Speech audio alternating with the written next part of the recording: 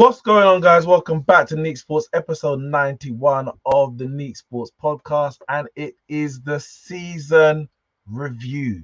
We're going to look at everything. We're going to look at all the predictions that we made at the start of the season. We're going to look at how the season itself has panned out club by club by club. And obviously, we're not going to go through the whole 20. We're going to look at the big boys, isn't it? The Man Uniteds, the Liverpools, the 115s, etc., etc. There's Arsenal, Chelsea, and a sad Barcelona fan to my left-hand side. I get it, man. I get it. Times are tough. Times are hard. But it is what it is. I'm here with Kyle, Ramsey, Jay. How you lot doing? All good, man. All good. Not bad. Not bad. Darling. Listen, there's only one place to start, in it. There's only one place to start, and I know at the moment there's a little parade going on for one trophy that apparently was won at some point, but the most recent, the most important, the biggest trophy was won yesterday, and it's big. I said that it's big because even a player like, I don't know, Martin Odegaard, he was even in attendance taking pictures of the trophy celebration. So big up Martin Odegaard. He knows what's good for him. Boy, yeah. And I don't hear Jamie Carragher telling him to get inside, get down the tunnel now. Put away the camera, get down the tunnel. Yesterday, Jamie Carragher was trying to jump on our bandwagon. Man's trying to include, this is how Man United and Liverpool are so big because even when they're bad, they still win trophies. Brother, we don't need you. Don't talk about us. Because, yeah, me and you, we're not the same. But Manchester United, FA Cup winners 2024. I'll go first, innit? Because obviously, by all means, yeah.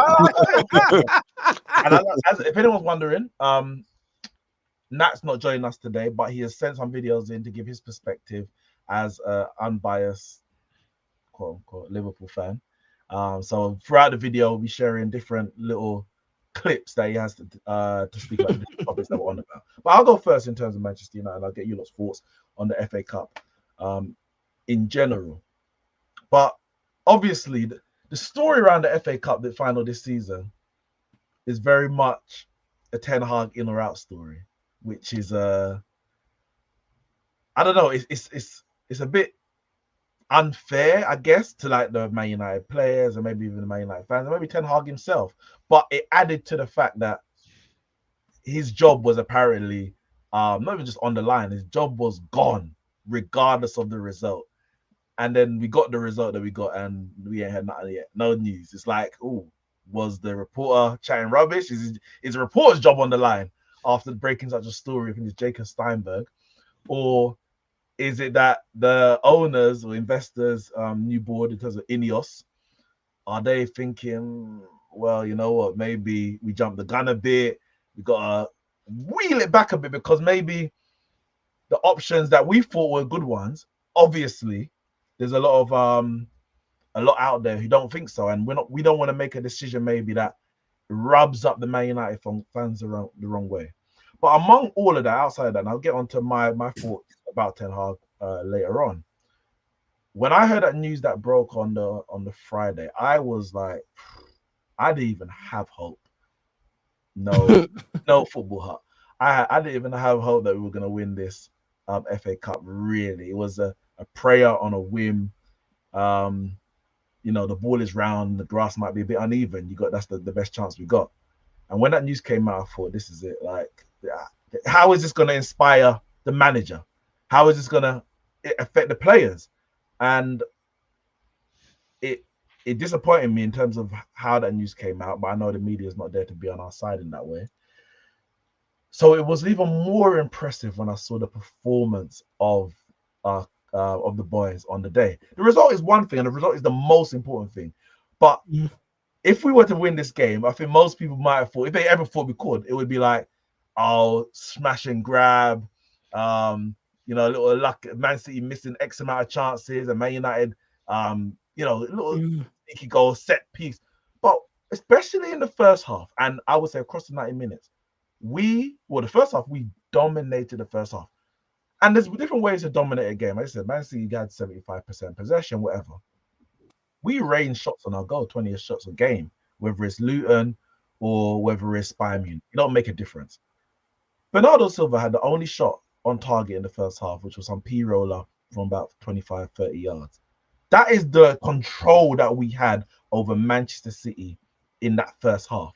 And we more than deserve to go up 2-0. There's another goal that was disallowed through a tight offside. We pressed them to the point where they nearly gave up possession in their own like 6-yard box. We were, and I said we were on them.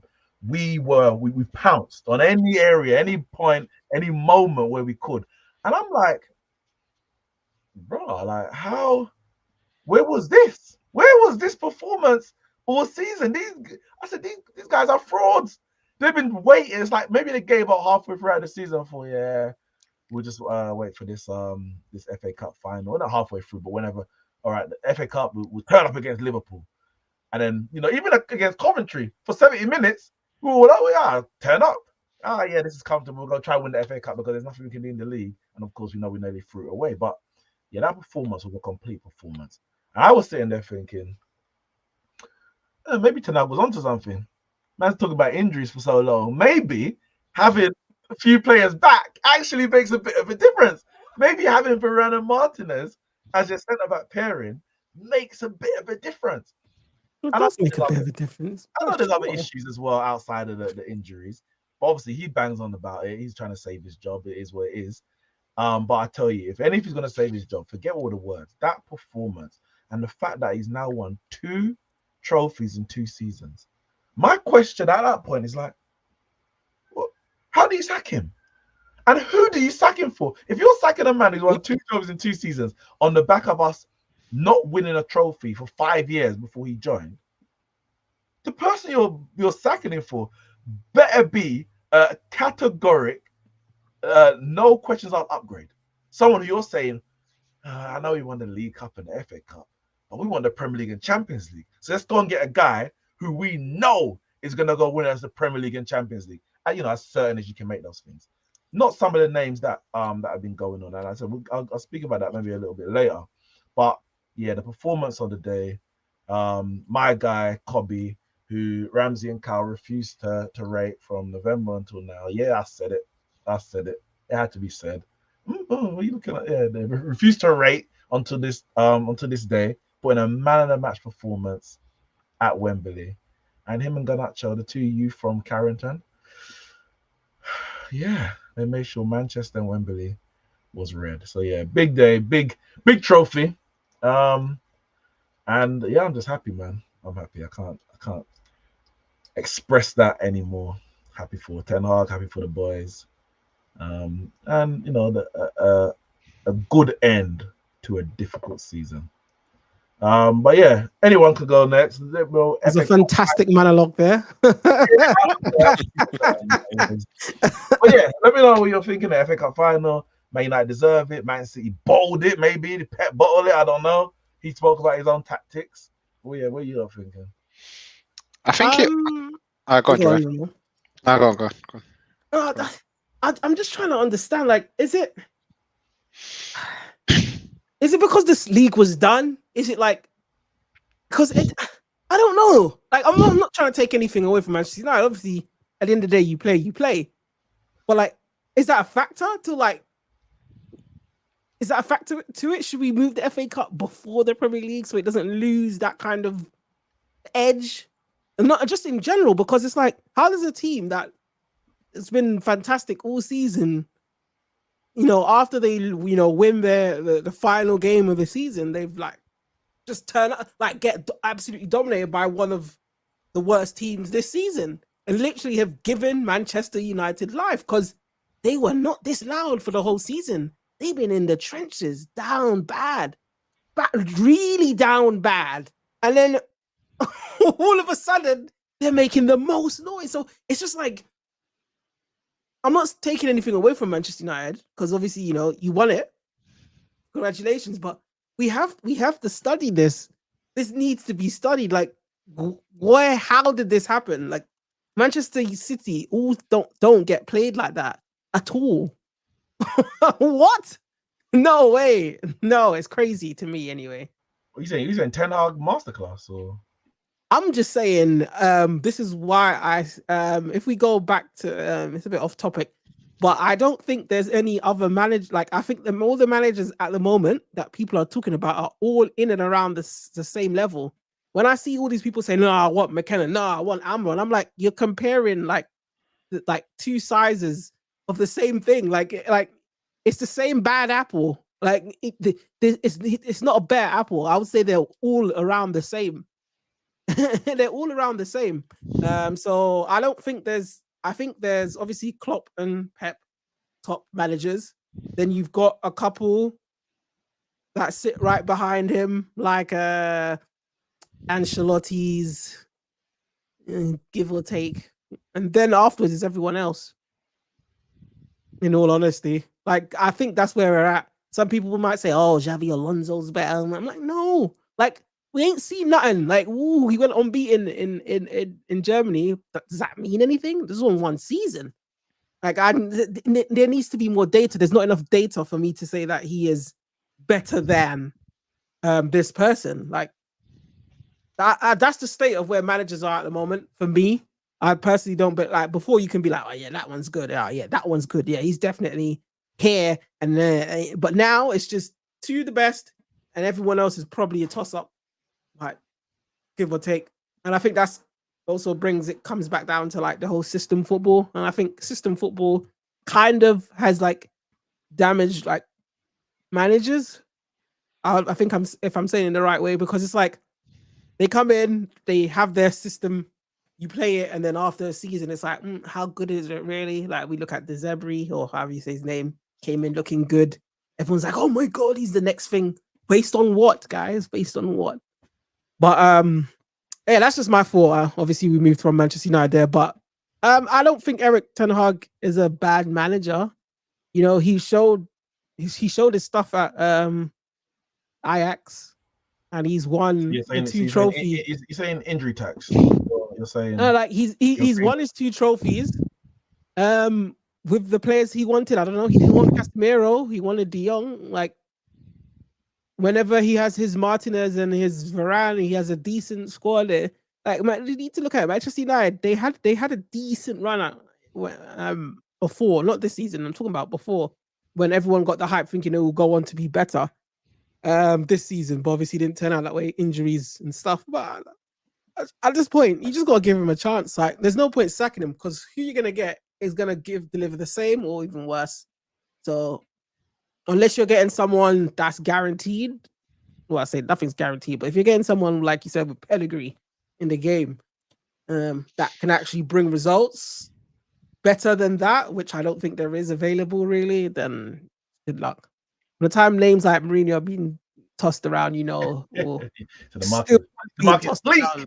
The market is bleak. Guys, I just want to I want to take you back because I know we're here in the present, but I just want to take you back.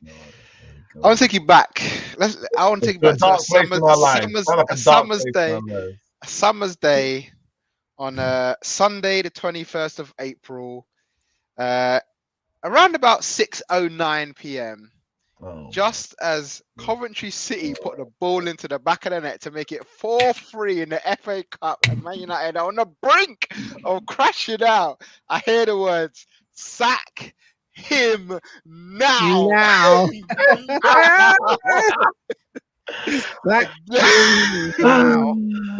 And then as the VAR done their lines and they let him go to penalties, he said, I got another message saying I'll let you know after penalties.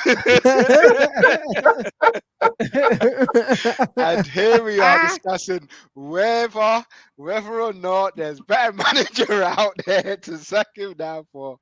But listen, end of the day, that's what, to be honest, when you said that message, I said, just wait, let the final whistle blow. Don't go too hasty. Let him finish. Wait, Ramon, the match was done. The match was done. Like, I think if I'm correct, I was watching it on ITVX, so it wasn't even live. So maybe when I said it, they were checking. I'm watching it. The goal's gone in. There's nothing else. The match is done. Get rid. Yesterday. Get rid yesterday. Oh my God! And now, 26th of May, a month later, boy, he's now won a trophy. And do you know what? I have to say, fair play, man. And I can't say nothing more than the fact that Man United deserve to win it after, literally coming from the brink of his whole everything crashing down on him. And to be honest, he may not have made it this far if they didn't win that game. But he got through that game somehow by the scruff of his neck. He got through that game, and now he win the FA Cup. And as good as it was for Man United, and like congratulations on that. I'm looking at Man City, and I'm looking at every other team that played them, especially since Christmas, and I'm thinking, come on, guys, this is how to play them. You don't rest your players for the game. Don't think that the game's done and they're going to beat you, and it's a foregone conclusion. You play your best players. You attack them when you have your moments. You keep in your shape. You don't let them get through your press, and you beat them. That's it, man. Like, it can be done. It can be done. Quickly, when you say teams, you're including Arsenal in this, of course. So you play them. Yeah, I'm including Arsenal in this. But it's everyone. I think it's everyone. I think everyone has a mentality that it's Man City, so we ain't gonna turn up. They're gonna beat us, and like they're just gonna do their thing. We're just gonna get rolled over. Emery went there with half of his team. Spurs had their opportunities. And I just think Man United showed everyone that if you do manage to play a certain type of way against Man City, you can get at them. And I even think when we played them, obviously we had maybe a couple of chances at best to get a goal, but we defensively we showed if you get in your shape and you don't give them opportunities, you can stop, because they especially at home. Wait, your home game where they had like, I don't know, 0. Yeah, they didn't have a shot after the 34th minute at the Emirates. Like, you just have to, like, it's not easy. I'm not saying it's easy, but like I feel like the mentality of teams playing Man City is a bit like, oh yeah, they're probably going to beat us today. We'll just give it a go and see what happens, instead of actually having a plan to really keep that shape the whole way through. Because what I saw, especially the second half yesterday, was Man City trying to break down teams, and I think we've seen it in the past. Was it against? I can't remember who it was last season. Maybe Real Madrid. Maybe like a big team last. No, maybe it was Real Madrid this year. But they get frustrated when they can't find a way to play to get their goal. They start doing like stuff they don't normally do, and then they don't know. Then for me personally, up until Onana pushed the ball into the back of the net, it just looked for me like there was no way City were ever going to score. Like I just couldn't see it. I literally couldn't see it. And then that was essentially a mistake where it went in. Shot on target, but a mistake where it went in, and then all of a sudden they got hope again. But even then, after that, again, they went back to the same thing. It's like they wanted Doku to do the exact same thing again, because that's all. Like, they didn't really have anything else to try with. And we'll probably get onto it in a minute. But yeah, KDB and Haaland marked out the game. In another final. This is what happens for Man when City. System merchants can't stand it, but go on. But ultimately, I mean, and we'll get onto this in a second, but I needed City to lose one game since Christmas, and you're telling me this is the game. And this is the game. This is the game that they lose. Seriously, Man City. This is the game. 6 months I've been waiting for. I've been waiting every week, waiting. I even watched them against Man United, waiting. Watched them against Liverpool, waiting. Watched them against Arsenal, waiting. And the game they decided to lose after the season's done in the FA Cup, and the trophy on the line. Anyway, is what it is, isn't it? Congratulations, man. No, you've done it. And I just hope everyone sees that and say, you know what? There's ways we can do it. They're not this untouchable team that everyone thinks they are. Cal, before you come in, I want to share. I want to just play Nat's video quickly, and then come in. I hope you can hear it, actually. I wonder how it all works. I've never seen that with a camera this clean and a mic so clear. Can you hear this? Yeah. And today we'll be talking about the world famous Kevin the Bottle. Kevin the Bottle is a football player formerly known as Kevin De Bruyne, who plays for Manchester City. And just like his fans and his stadium, Kevin De Bruyne is a plastic bottle.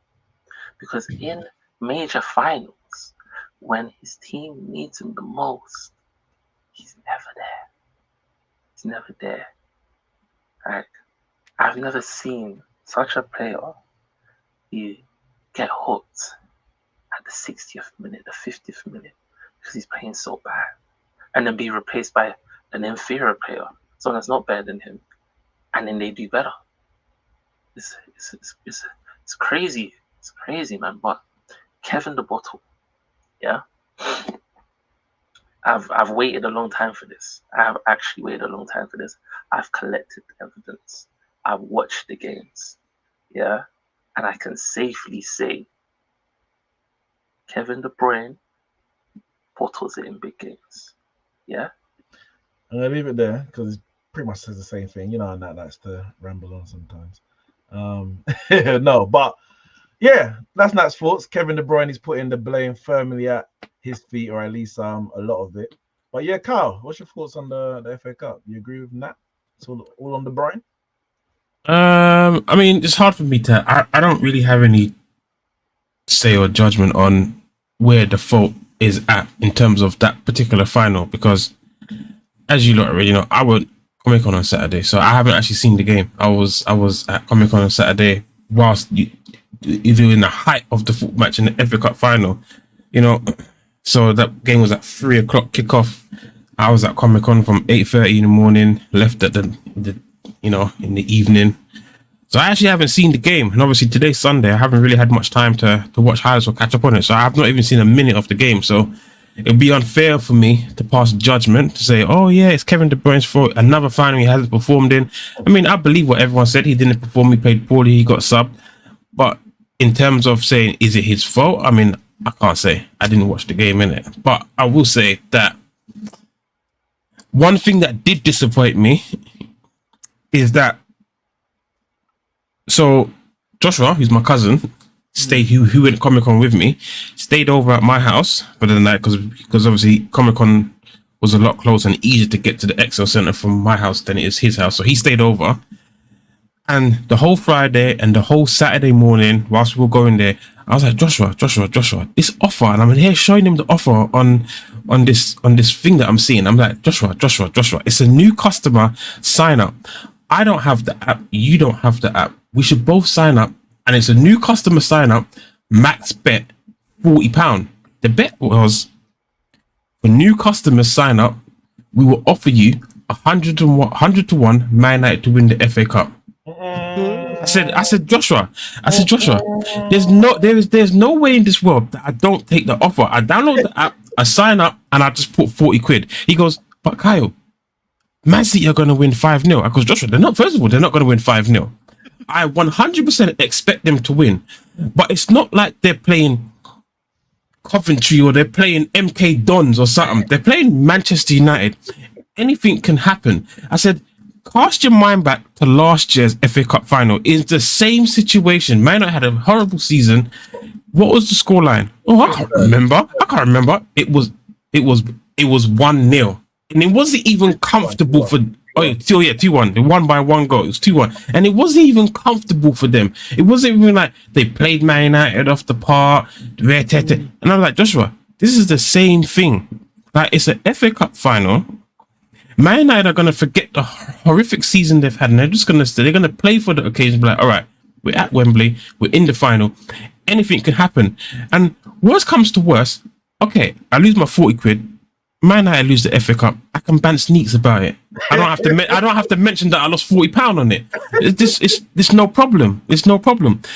But he talked me out of it. And the thing is, he don't have the app either. So 4K. It's 100. 4K. Yeah, $4,000. It was 100 to 1. Man, it was 100. It was literally 100 to 1. And the worst thing about it, the worst thing about it, right? The reason why I was convinced that I wanted to do it is because normally on those new customer signups, right, it will be have to win it inside 90 minutes. It was just Man United to win the FA Cup, whether it's after extra By time, hook or on by penalties, by hook or by crook. I said, you know what? I would have been debt free. I said, you know what? I have to take this. And I said to Joshua, if I do it and you do it, that's $8,000 if Man United win the FA Cup. I said, Joshua, we've just lost $8,000, bro. We've just lost $8,000. I said, Joshua. Of course, you I said, just Joshua. lost $8,000. The boy there dragging his feet home, couldn't believe it. I said, Joshua, it's 100 to 1. Who wouldn't take the 100 to 1? I understand that we all expect Man United to They lose. must have got cleaned out, that company. What the heck?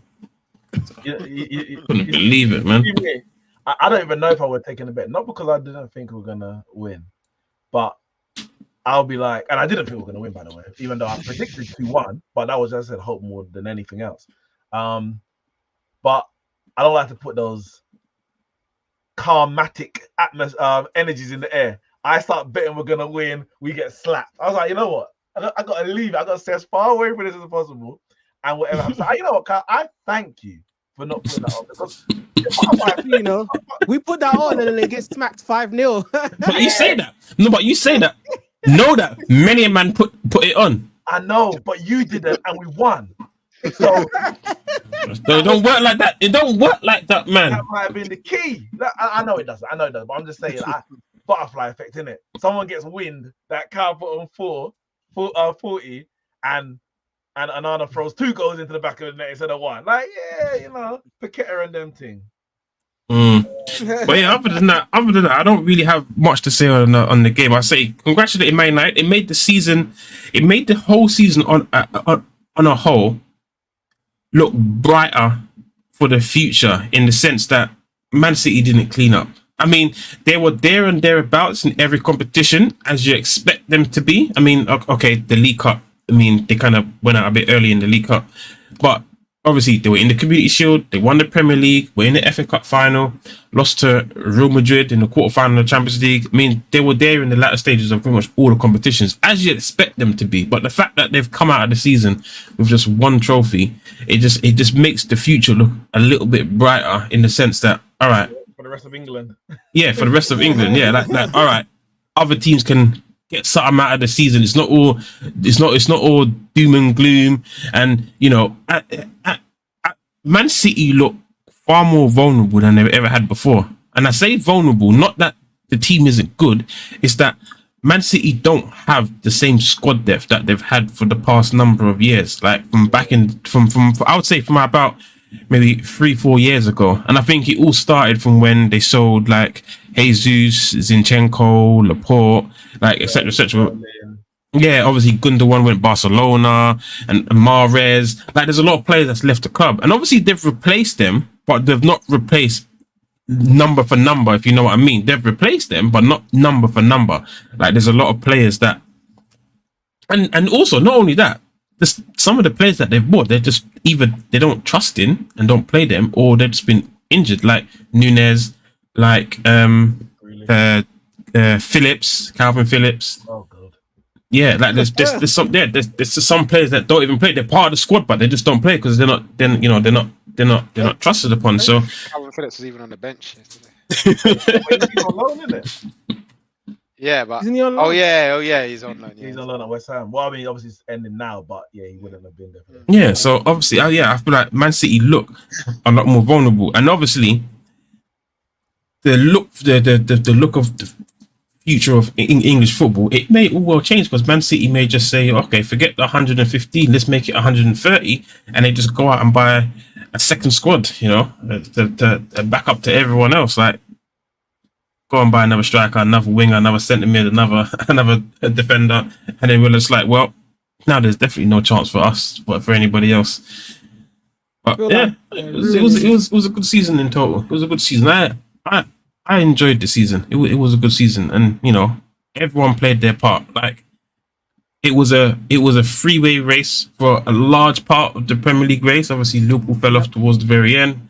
Arsenal made it very interesting, taking down to because we haven't had a final day Premier League season for a few years now. Like going down to the final. You haven't done season before that. No, last season. Last season. Last year you remember the year before when Coutinho the year before and 2-0 up and Gundogan won it for them. Oh yeah. Squad, didn't it? So we No, had that wasn't the season before. That was the season before. no, it was 2022. Yeah, And 2 years last ago. year it was 2023 where Arsenal bottled it. But 2021, Oh yeah. so 2020, because it was 2019 where we had it with 98 points, 97. Then Liverpool ran away with it 2020. 2021, he beat Oli. 22 was getting He beat off Oli. and then 2022. Don't worry, we'll get onto The way how you had that, he We'll beat get onto Oli. that. Yeah, we're gonna. I'm just feeding it. I'm feeling a seed of doubt into your penalty. Yeah. But listen, you make a good point in it, guys. It has been a great season. And we'll get onto some of the other clubs in a bit. But what? Ramsey's a pressure on Arteta. I mean, that says pun, so I'm gonna have to edit that. But is a pressure on Arteta because Liverpool won a trophy. Man United won a trophy. Obviously, they won the Community Shield. Man City won a proper trophy, and Arteta 2 years in a row put the pressure on Man City, but has ended without a trophy. Of course, we know there's still the Arteta out brigade, which is just people just being very stubborn on themselves, I believe. But is the pressure on him to bring some silverware to Arsenal? I know he won the FA Cup back in 2019, or was it 2020, whatever it was. But there must be a pressure now. Like other clubs are winning around him, even though they're not as good. I think that there always is a pressure, and there always should be a pressure being manager at Arsenal to win a trophy. The one I'd probably say, like, obviously in terms of the Premier League, I can't fault him too much by the way they came back into the title race to win most games up until May, losing one and drawing one since Christmas. Like, for me, that was like a I didn't expect that. I kind of thought that it was gonna, after those 2 games at Christmas and Fulham and West Ham, I kind of thought it was gonna fade out from there. And the fact that they came back to come, take it to the last day, I can't fault that as much. It's the issue I have probably more is that in terms of trophies is the domestic competitions and being able to put yourself in the positions to win them more. That's probably more of the downer than the actual league in terms of performance, really. But yeah, the pressure should be on, and it is on, and it should be on. I'm not in the case of sack him now or look to sack him because he hasn't won it previously.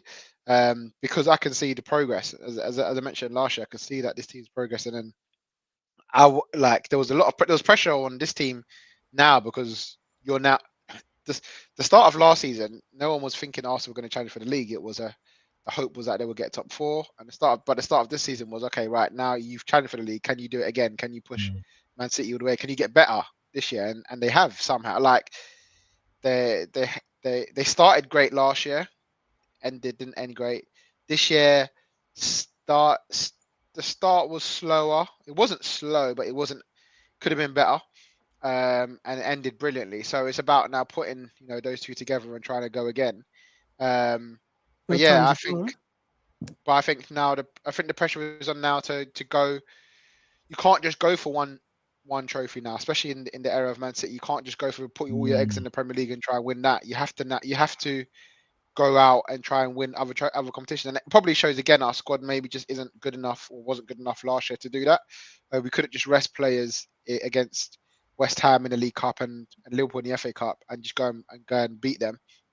We needed to have a full squad playing in basically every game, really, in order for us to. We could have beat West Ham, but we would have had to play our full squad in every game, and that probably would have cost us in the league. So this year is probably for Arsenal. It's probably about building the squad now, building in and around the squad to try and be able to get a squad to challenge. I think one of the biggest things with Arsenal, and obviously there's areas where you're like probably need better, but there's other areas you think maybe we can get away with it. One of the issues is Saka's replacement or Saka's backup or someone to challenge him, because he's played like since he's got into the Arsenal team, he's pretty much played non-stop. Whether it be at left back, or right wing, he's been a mainstay in the team, which is not a problem. Like the quality is there, he deserves his starting position. But you've had players come through that a lot of them, can play on the left. Jesus, I know he's supposed to be a striker. He likes to drift out to the left. Martinelli plays on the left. Trossard can play through the middle, but also on the left. Whereas since Pepe's gone, and obviously Saka took his position, there hasn't really been a challenge for him on that side. And that's not to say it will get necessarily the better out of Saka itself, but there's periods where you might want to just take him out. Or if you're in a FA Cup, for argument's sake, or a League Cup, the replacement, the backup in some of those key positions, especially I would say in the front line more than anywhere else, it's like we want to be able to rest Saka. We want to be able to rest some of our key players and still have adequate backup to get us through those early rounds, and then you bring the big boys in later. So I definitely hear when it comes to the squad depth is challenging across the board, because there's no easy games. There's no easy trophies. You kind of have to go all out for everything. But if you're gonna go all out for the Champions League and the FA Cup and the League Cup, for argument's sake, then you're gonna lose somewhere out, probably on the Premier League. So you need to have that depth around. And I think you are in the process of building that squad. But I always say, and it's one of my reasons for when it comes to who I would like potentially to replace Ten Hag and who I wouldn't, is that planning for the future is always very dangerous, because you don't know what tomorrow looks like. Today it looks like, all right, we've got a squad that's in the best position to take over if Man City slip up, or when Pep leaves.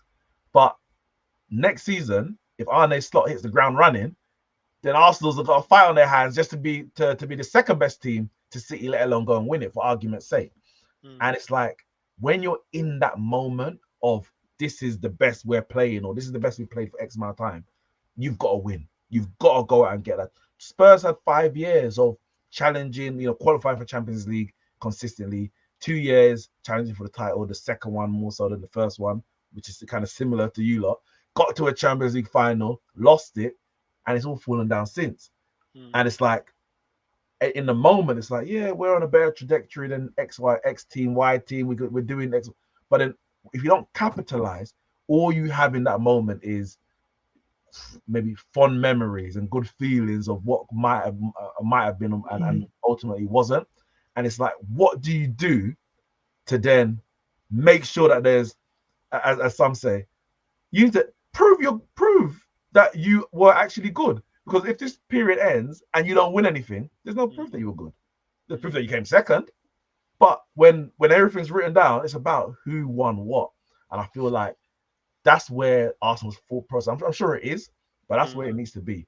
What can we do to ensure we win something in this moment? They have to. The only thing they got on their side is obviously the age profile.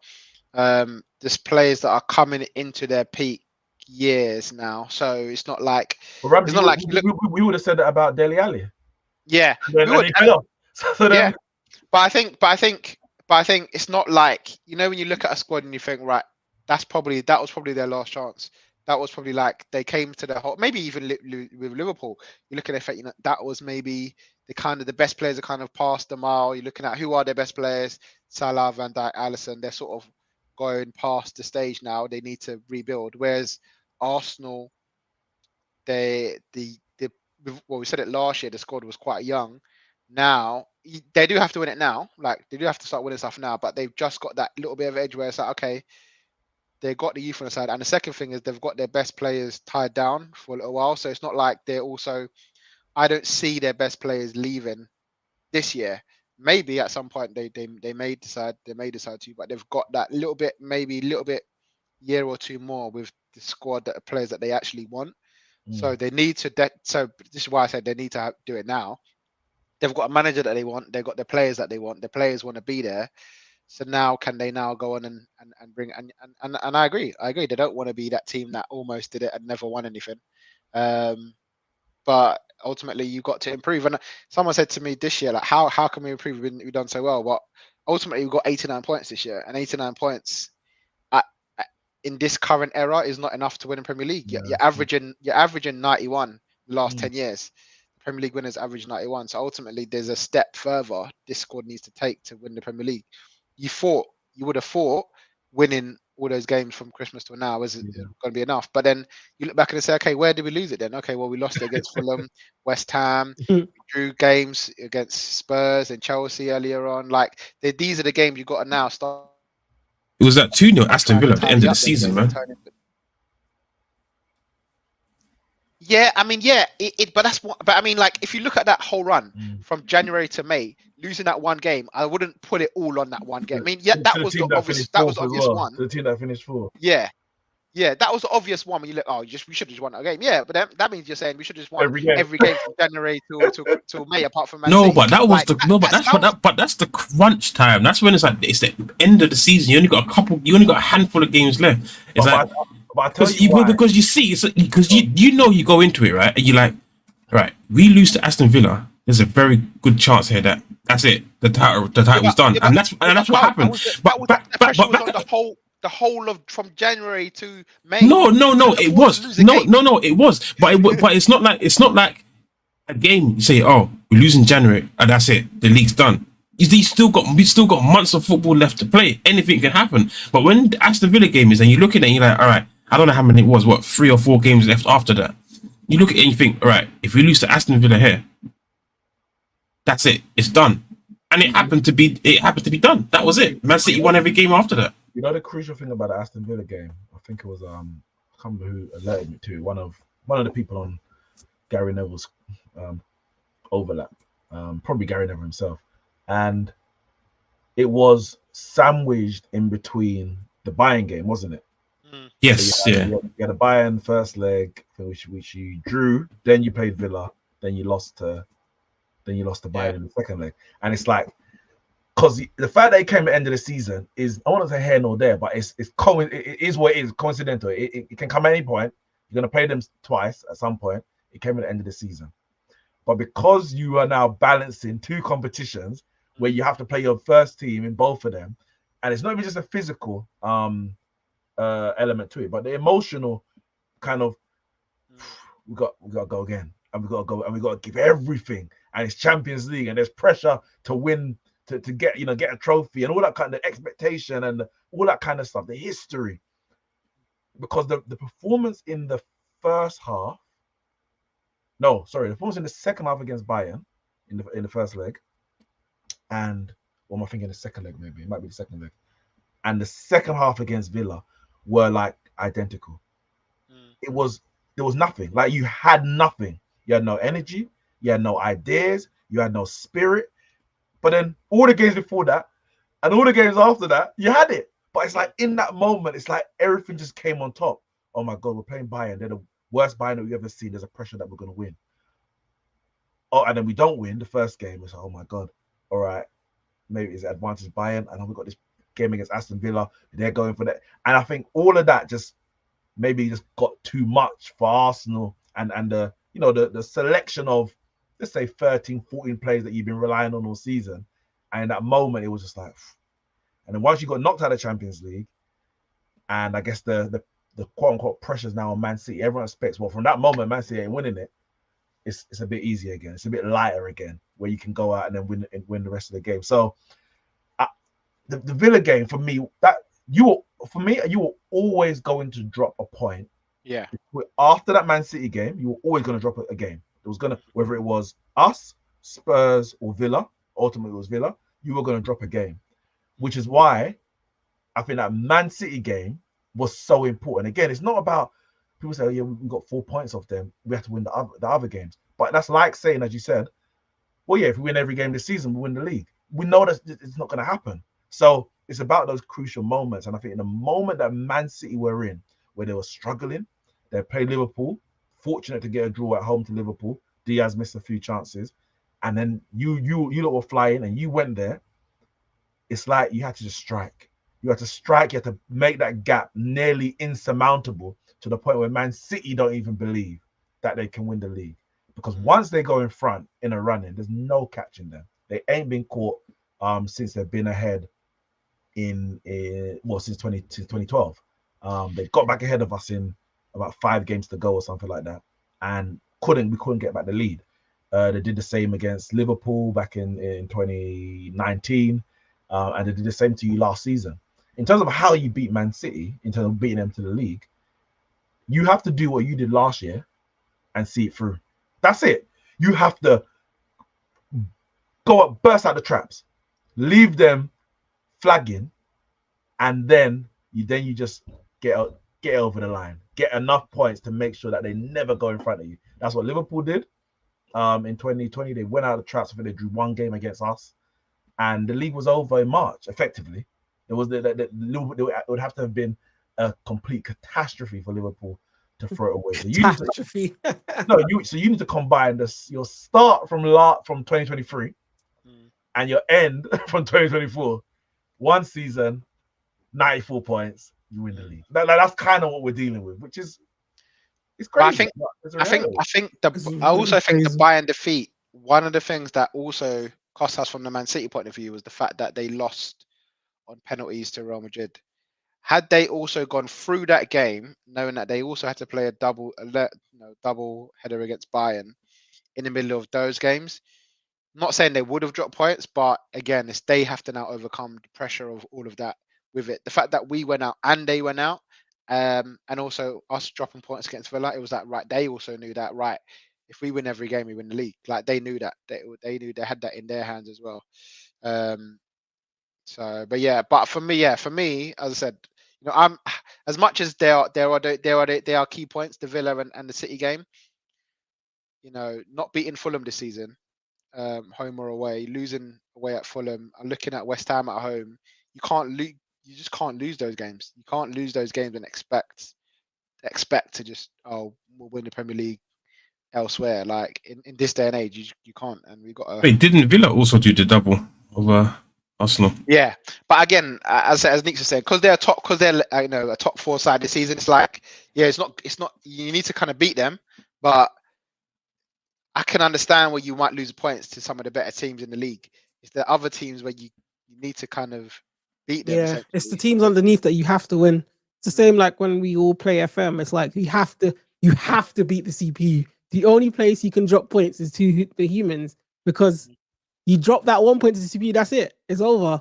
It's the same here. If you're going for that title, you have to win. And then that's another thing, like where people would say with Fergie, like he played crap against Arsenal, Arsene Wenger's Arsenal, because you have to do what you got to do to get the points and to win the whole thing. Like the league is won on beating there, because you're going to win win everyone else. So you have to snatch the points from somewhere else. So what do? Snatch it from getting the draws from Arsenal, getting a win if needed. But that's what you got to do sometimes, man. You have to win the West Hams, the Fulhams, all of that, or else you're not gonna win the title, especially against this Man City, this Pep Man City, I should say. Neeks, you're on mute. Is this the greatest Premier League side of all time? And is Pep the GOAT? Javon? I think he's a very, very, very good manager. 4 in a row, that is new, unheard of. I said it's new. It's new. It's the truth. It's new. It's unheard of. We're probably not going to hear about it a lot because we will, but we'd only hear it ever as bants against Man United, but not as, oh my gosh, this is actually amazing, if that makes sense. Because I don't know how to put it.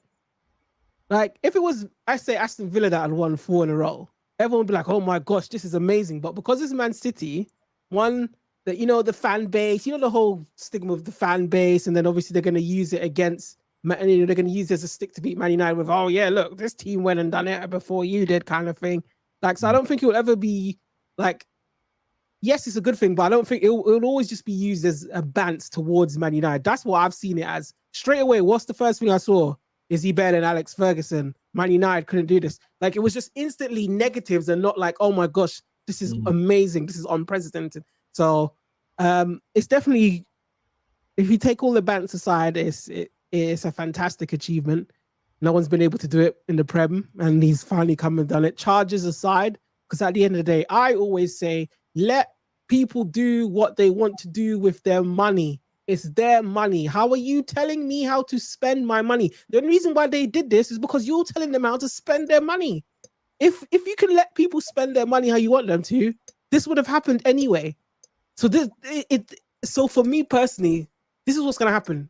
People are always going to find loopholes because don't tell people how to do what to do with their stuff. Like, it's not yours. So charges or what aside, or whatever it is, this is the team that they've built. People say, oh, they bought the trophy. It's not possible because Chelsea spent 1 billion, didn't work out. Fulham spent 100 million when they came up. It didn't work out. Like, you can't just buy a title. PSG's been trying to win the Champions League for how long? You can't just buy these things clearly. Like, it's just it's lazy. It's lazy bants. Like, anyone that says that stuff about money, I think that it's lazy to get a one over. Like, you have to spend it well, and Man City's done that. They have the right staff. They've got everyone in place to sign the right players. Yes, they have signed some flops, but they may sign the flops, but most of their signings have been hits. It's been hits. It's worked out well for them, and it just shows. It just shows. Some people are like, oh, John Stones, but look how he's now a stable in that squad. It for me personally, their signings have been brilliant, whether the charges or not. So, and this is what happens when you get Pep, who's a machine when it comes to leagues, and it all works. You get the good structure, you get the players he wants. They make it happen by spending their money, because let's be serious. The owners that own them, the club ain't never going to go into admin. They have unlimited funds. It's the only thing that's stopping Man City from having the best player in every single slot, like, bar none, is these financial rules. Or else they would literally have a super team. Literally. Like, they have a super team already, but it'll be even worse, obviously. But and that's just how you got to do it, really. And I think they've done. There's a reason why they've got the 4-peat. Like, they've had the best players. Yes, there's not as many players as, like I was saying earlier, with the whole being able to rotate. But at periods of times during those 4 that they won, they had the backups. You had the Gunda one where everyone was like, is he really that good? And then he had the amazing season before he left. The Mahrez, these players actually really, really do something. So yeah, it's a fantastic achievement. Pep, I would say he's definitely a league machine. He can do it. I think he'll do it again and again and again. There's some news just coming out. I mean, it is opinion piece rather, but it's saying they believe that Pep is going to call it a day at Man City at the end of next season when his contract ends up. Not the first time I heard it. Oh my gosh, you've been hearing that. A few years ago, said the same thing, and signed a new contract. But imagine he goes next year and says, "I need to sign off with because I think if he left on the back of not winning, I don't think that will stop him either way. He's not going to like, let me stay one more year and win. But he would of course like to sign off with a trophy. That would make it 5.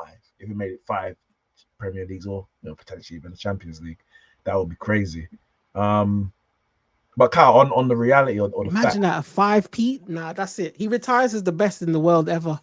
Well, not to go into the possibility of the 5-peat, we'll probably do that maybe in our predictions. But on what we've got right now, Kyle, there's debate about whether he's the greatest of all time, the greatest Premier League manager of all time, like reducing it just to the Premier League era of 30 years, or 30 odd years now. Is this Man City side the greatest Premier League side of all time? Where do Man City rank? Are they bigger than Chelsea now? Like, they've won, I think they've got one more trophy. What's your thoughts on it? Well, personally, I mean, I've already had like these kind of discussions already, so I kind of know where I stand with all of this. I mean, for me personally, I gave Pep the title of greatest of all time, not in the Premier League, just greatest manager of all time, after he won the treble last season with Manchester City. After he won that, for me, in my head, I was like unanimous. It's like I don't even want to hear it. Like the achievements that he's already done, obviously in the time frame that he's done it as well. The only manager, like stuff like only manager to win more than one treble. Obviously, he's won two, one at Barcelona, one at Manchester City, and obviously now being the first manager in English football history to win 4 top division titles. I'm not just going to say Premier League; it's the whole of English football to win 4 top division titles in a row. I mean, the English football's been going on more than 100 years. So, a few years. So this is something that's never been done in the history of English football. So, like, he's broken records. He's, made new records along his journey. And for me, I've seen enough to say, like, what he's done, what he's achieved, and his coaching style and the way he coaches players and the way he's able to elevate players to a higher level. Like, a lot of people will say, he's always inherited a world-class team, and if not, he's always had the finances and the resources to build a super team. But when you look at it and the teams that he's managed and the players that he's managed, like, a lot of the players are elevated because of Guardiola. Like, you look at it, for example, and we talk about, I'll give you a random player like Philipp Lahm, for example. Philipp Lahm being converted into a defensive midfielder from right back, and like players playing in different position, like bringing John Stones from a centre back to a defensive midfielder, or changing a right back to a left back, like he did with Cancelo. Cancelo was a right back and changed into a left back, and then even after he got sold, he continued to be a left back and an inverted fullback that cut in and shot from distance and scored goals and made assists. Like, so he changed a lot of players, and players left his tutelage and continued what he learned under Pep, and you saw that on the football pitch. So for me, I think he's the greatest manager of all time, and like I said, I think that was decided for me last season. I think he's got a long way to go until he's titled the greatest Premier League manager of all time. I don't even think he's even close. Like, you can't. It's impossible to achieve what a man achieved in 20 years in 7 or 8 years. Like, he could have come and he could have won every single league title since he's been in the Premier League, and I still wouldn't say it. Which he basically nearly has, to be fair. But yeah, he nearly has. There's 2 years he hasn't won it, but he basically almost has. But he could have done that, and I still wouldn't say that, because a man has 13 league titles, and yeah, he did it in 20 years, and you could argue the fact that maybe Pep could do it in 17 years and get 13 league titles. Yeah, but that's a lot of if, buts, and maybes. He hasn't done it, and if he doesn't stay, he won't do it. So for me, he's not the greatest Premier League manager of all time, and he has some way. And I'm not saying he has to get to 13. You might say, get to 10, 11, and you assess it, the kind of dominance that he's kind of displayed in 10, 11 league titles. Say he does it in 13, 14 years and gets 10 or 11 league titles. Then you say, boy, you know what? This has been an absolute destruction of the Premier League. Like, you've got to give it to him. It's not a long enough time frame for me to say he's the greatest Premier League manager of all time. In terms of this Man City team, I mean, I hear what Javon was saying earlier, in that he was saying that he hears a lot of negatives when he's like, they got a 4-peat, but people use it as badge towards Man United. And I know it's because, it's their neighbours. But for me, I look at it as that's the highest compliment, because Man United are known for the greatest Premier League. They're the greatest Premier League team in the Premier League era. They've won the most Premier League titles. They've won the most trophies as a Premier League team during the Premier League era. They are the greatest Premier League side. They have the greatest Premier League teams in history. They've got 2 teams that won three peats. They've got a team that won the treble, the 1999 treble team. Man United are the greatest Premier League team in Premier League era. So when people are so quote unquote, like Javon said, bouncing or referring back to Man United, oh, Man United never done a 4-peat, or now we've done a treble like Man United did, it's because they're comparing and also saying that you've now toppled the best. So for me, I look at it as a positive for Man City fans or anyone that refers to Man United, that it's not like they're comparing to Man United and Man United are not the best. So like some mid-table team that just got one achievement, like a Leicester. Hey, Leicester won the league title, and say Aston Villa win the league title, and they're comparing them with Leicester, one league title in the Premier League era. Like they're comparing against Man United, who are the absolute best. And so this achievement, and along with other achievements that they had, I can't see how I can't say that this is the best Premier League side of all time. I want to jump in there, Carl. I mean, like when people say that, they do it to discredit it, to make it seem that it's not an achievement. That's what I mean. Like people are discrediting it. They're doing that to discredit them more than they are to say that it was good. Because that's what I mean by people will use it people are going to use it as a negative, as opposed to it being something really good, which is really good. It's a good thing, but instantly what they do is they go back to try to bring it down by saying, oh, this, that, and that. That's what I meant by that, by the way. Oh, okay. No, I hear it. But for me, they've done a lot on this journey. They've done a lot. Like, and obviously, whenever we have achievements, there's always some way that fans or pundits or the media or whatever find a way to label an achievement in any sport. And obviously, along this journey, we've had the Centurions, we've had the Formidables. Well, I don't know why you're shaking your head. I don't know why you got shaking. Now we've got Man City were the only ones that call themselves the Formidables, because in the history of English football, we have never included. There it is. In the there history, it is. No, in the history there of it is. We've never included the Community Shield in our assessment of the season. But no, you're right. But that's because no one's ever won all four. I don't know if that's why. No one's ever won all four. I don't know. Because what you gonna call it? Because you can't call it the quadruple, because apparently to you the quadruple only exists if you win the Champions League and the FA Cup and the Premier League. Why can't you call it a quadruple? Because you know. No, because you told me so. No, you told me. No, you told me.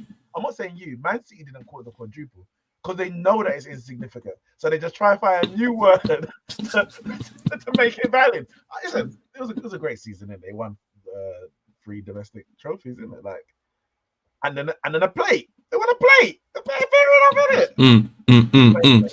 Is that what you call it? But no, they've had a great journey, and obviously along that way they got the treble winning team, and now they got the 4-peat team, and it's like I would say that this era of football, or this era or dynasty of Manchester City, is probably the best Premier League team that we have. I mean, it's definitely up for debate. There's one or two other teams that you can throw into that mix, but without a shadow of a doubt, they are definitely at the very front of the table, front of the pecking order. And for me personally, if I had to pick a team, I'm picking Man City. Ramsey and myself, I'll come back to this when we do the prediction, the season, the predictions review, because Jay has to go in a bit to do his streaming on TikTok. Has a live stream where he just takes money from people. So I want to move on to guy. Wow. Some Ponzi scheme over there. So. Oh, I'm crying. But go follow him up on where can I follow you? TikTok, YouTube, everything. Just search J Joseph, and then I should pop up. So I want to move on to. So while J Joseph might have a job, Pochettino doesn't, and I just want you to let us know what the hell's going on at your club. Because Todd Bowley and his gang and his cronies have come in 2 years, and you've had 3 permanent managers and 2 interims, and you're no closer to returning to the Roman glory days than you were at the point of them purchasing than you are right now. Despite spending over $1 billion. So what's going on over there? Was Pochettino harshly treated? What's next for Chelsea? So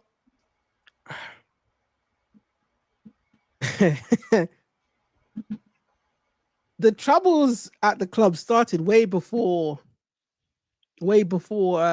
these lot came in. I would say investment into the squad hasn't been the best for a while now. Like the recruitment wise, the players that have been coming in for a while, even under Abramovich towards the last couple of years before he got overthrown. The recruitment just weren't right. In all honesty, the right players weren't coming in, and it showed that. I've always said the squad was actually just tatters. We had like Kante, I would say probably the best player at the club for the longest while. For a while, brought in Lukaku. Like we knew how that worked out the first time. Didn't work out again.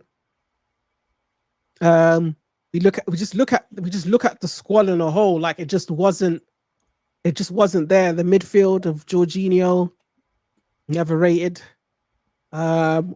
Kovacic, I don't know. Like it's a lot of question marks. It's a lot of question marks on the squad, in all honesty. Barring like one or two players. And then obviously the new owners come in, and what they've done was, like every club, almost every club has spent that kind of money, but not at the short space of time. Someone will do that probably over 5 years, 10 years. Doesn't matter. At the end of the day, once again, I'm tired of this lazy money thing, because people spend money in football. I'm tired of that. People spend your money how you want to spend your money. Like, I'm tired of hearing this whole money thing. What they've done is bought 10 years worth of players in 2. So yes, it's going to look like they spent $1 billion, it's going to look mad, but I'm tired of hearing that. So like, one, I don't even address that anymore. I don't address the whole money thing. 2, the players that they've bought in, they all, like, most of them have potential and they have the talent. And for me personally, they're changing the model of how they're doing it. Yes, everyone's just looking at Chelsea as like, oh, the Chelsea of old, but it's not the Chelsea of old. And I think that's where the problem is. People have to look at it as for what it is. Like, are these players here worthy enough to win a title? No, they're not. And people just see it as, oh, Chelsea's a top 4 club, top 6 club, so they must do this. No, they stop that. They need to manage their expectations. Javon, go on. You spent $1 billion. Oh, here we go. You got a two-legged player conference league match. Yeah, and once again, this feeds to my point. Go ahead, Eagles. My point. Like, Are you telling me this that feeds to my point? No, are you telling me that these are the expectations now? Are you saying that this is what they need to reduce themselves and say, we are now at our point where we have to celebrate, we have to hope that Man City can win the FA Cup? No, we can play in Europe. No, that's not what I'm saying. That's not what I'm saying. If you let me finish speaking, then you would know what I'm saying. They're onto you. They're saying Conference League. Listen, I don't care what. Listen, I don't care. Complete the set. Yes, we complete the set. That's the hand we're being dealt right now. No, yes, we have to go out and win it. No, see, you know, I played blackjack. Ramsey used to cheat at blackjack. I always catch him out, but sometimes still do. Get over it. But you know, I'm saying we're in it, so we have to win it now. It's not about the hand you're dealt. It's about the hand you play. Because there's certain get jokers in their hand and still get knocked out. If I can finish, if I can finish, the expectations of Chelsea. If I can finish. First of all, I couldn't care less what these guys are saying in the comments about dropped $1 billion and all that. Once again, if you guys, once again, like I said in the group chat, like everyone just wants to one up everyone in this life, and I couldn't care less. Like, you guys, Red Devil Studio, you're only speaking now. Like, you would have been crying your eyes out if Man City didn't bottle up. So let's just Red relax. Devil Studio. Let's just relax. But I'm not gonna. Once again, I don't care what you have to say. In all honesty, but what for me personally, like I said, right now, every club has spent $1 billion. They just haven't done it in 2 years. They just ain't done it in 2 years. So obviously people are gonna run with this agenda and be like, but shut your bitch ass up. I ain't gonna give a crap about your dead banter. Like it's dumb. Like to me, like I said, anything that anyone come to me about money, I don't care. All right, let me ask you a question because I know you got to go soon. Let me ask you a direct question. Go on. How are you playing in Conference League? Like, I mean, when I say how have you ended up here? Is it the how we ended up here? So, like I said, wait 1 second. Or is it Poch's fault? Because I want to focus on the fact that Poch has been sacked. Is it his fault? Did he deserve to get? I know you to leave soon, innit? So I just want to. I know. Don't worry. I'll answer. Did he deserve to get that sacked? Okay, so for me to get to that point, I just want to say this: the recruitment of all of these players that we signed, they're all world-class talents. I would say people view them as that, but they definitely got some quality there, but is inconsistent. Poch changed up towards the end of the season. I don't know, and he seems to have gotten something out of them. Did he take too long to do that? Was it injuries that played a part to it? There's a lot of things there. But for me personally, it's a whole new squad. We all know that you buy 20 new players, it just doesn't work like that in football. It takes time. So for me personally, you got to give Poch time because there's no one better out there that is going to do any better than Poch, for my opinion. So him getting sacked is a bit harsh. The players, there's signs of quality. There's signs of quality from some of the players. So I have hope that it can only get better. It's not like they're like completely dead. I can only hope they get better because we got to look at. I look at it as like this is what Dortmund does. This is what the small. I know it's obviously he's downgrading, but this is what the smaller teams or what quote unquote smaller teams would do, where they'll sign these stars, integrate them in the team, or soon to be stars, and then they go and sell them for more. So now what I see Chelsea's doing is they're just signing all of them, hoping that they all grow together.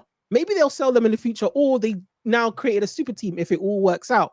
And that's the only way how I can justify what is happening, because that's the only thing that makes sense to me right now. Poch being sacked, I think is ridiculous. It's ridiculous because one, it's just one season. Two, yes, he did make some mistakes, but injuries played a part to it. There's so many different factors. A whole bunch of new players coming in at the same time. Like there's just too many factors, and to do that. And whoever they bring in is probably going to do the same or worse because, like I said, there's no other. Like everyone is in the same pot at the moment, in terms of managerial status or pedigree or whatever it is. We only pray that Chelsea continue to decline without Palmer. Yeah, and you're right. At the moment, it is a decline because it's a complete change. It's a new structure. It's a new thing. And everyone is just comparing it to Abramovich. Yes, there's a big difference. There's a big difference. But as a Chelsea fan, all I can do, what can I do? What am I going to do? Go out there and demand and go and give my money to go and sign a Haaland? Who's got that kind of money? I'm not running the club. As a supporter, you support the club. Yes, you call it out for what you do. But at the moment, this is the route they're going down. What am I going to do? Sit here and cry and complain? Well, it's not going to change anything. I think you made some very good points. Poch was harshly treated from some fans as well as from the board in terms of. I say harshly treated. It is harshly treated, but it's clear the direction they're trying to go in, and I just think it's wrong. I just think whether it's Poch or the next man, I can't see this being the. Is it clear the direction they're trying to go in? Well, I don't have. I think it. I think it is. I'll tell you what I think it is anyway. Then whether you can say, oh no, actually, I don't think it's that. I think they want to buy all these young players, which they're doing. Mm-hmm. And they want the board to have control over everything. So they have a man in charge who's the coach of these players, but the board's going to be in control. And I just don't fit. And that's as far as when I say direct. That's as far as I think. They want to be in control of The day-ins. Yeah, it's true. Players know how to set up. And the coach is purely there to coach the players, and it's all going to be young players. And for me, that's not a recipe for success. You can't. They've Americanized it in terms of NFL. It's never been the recipe for success. The manager has to have an element of control over the players that are coming in, and whether he's the head of it, he needs to be able to say, "No, I don't want that. What about this player?" And then you have a discussion. But the way it seems to be going is that no, we're making all the rules. You're just literally on the training pitch coaching these players, and I can't see that working. So, I think it's like NFL surely in that. So what I would say is surely that would have been Poch's. They would have told Poch that from the start. So maybe is Poch now been there a year and think, well, yeah.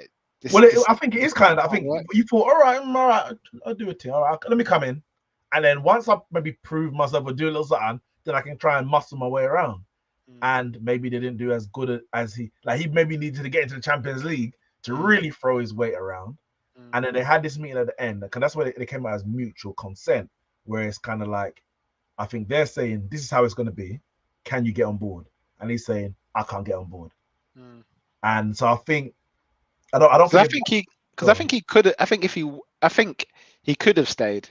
I think if he really wanted to like submit and do whatever they wanted, he could have. But then which manager of any kind of pedigree, of any self-worth, is going to say, yeah, I'm just going to let you control and that's the problem. And then which manager do you get? It's going to be a lowly kind of manager with no real experience, no real CV.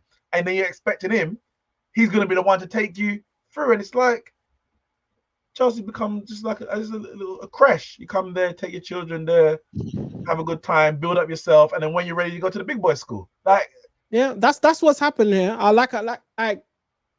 But that's just how it is. And when you support a club, like, what do? Do I stop supporting them because they're not at the top anymore?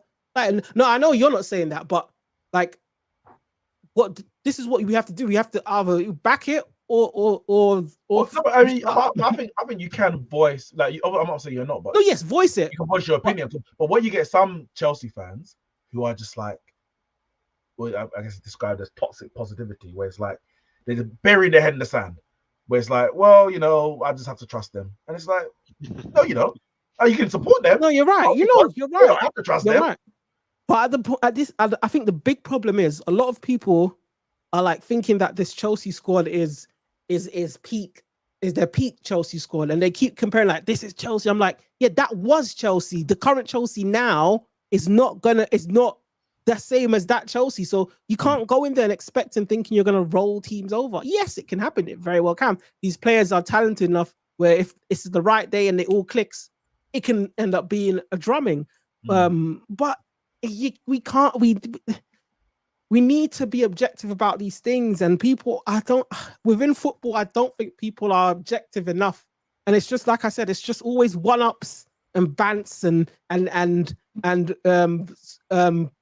major statements. Like, come on, like, guys, you have to be objective and look at things. Like, come on, like, you look at it, call a spade a spade. We all know that this Chelsea team ain't the best of the best, the creme de la creme. Like, come on, relax. Like, stop with the bants. Like, be objective.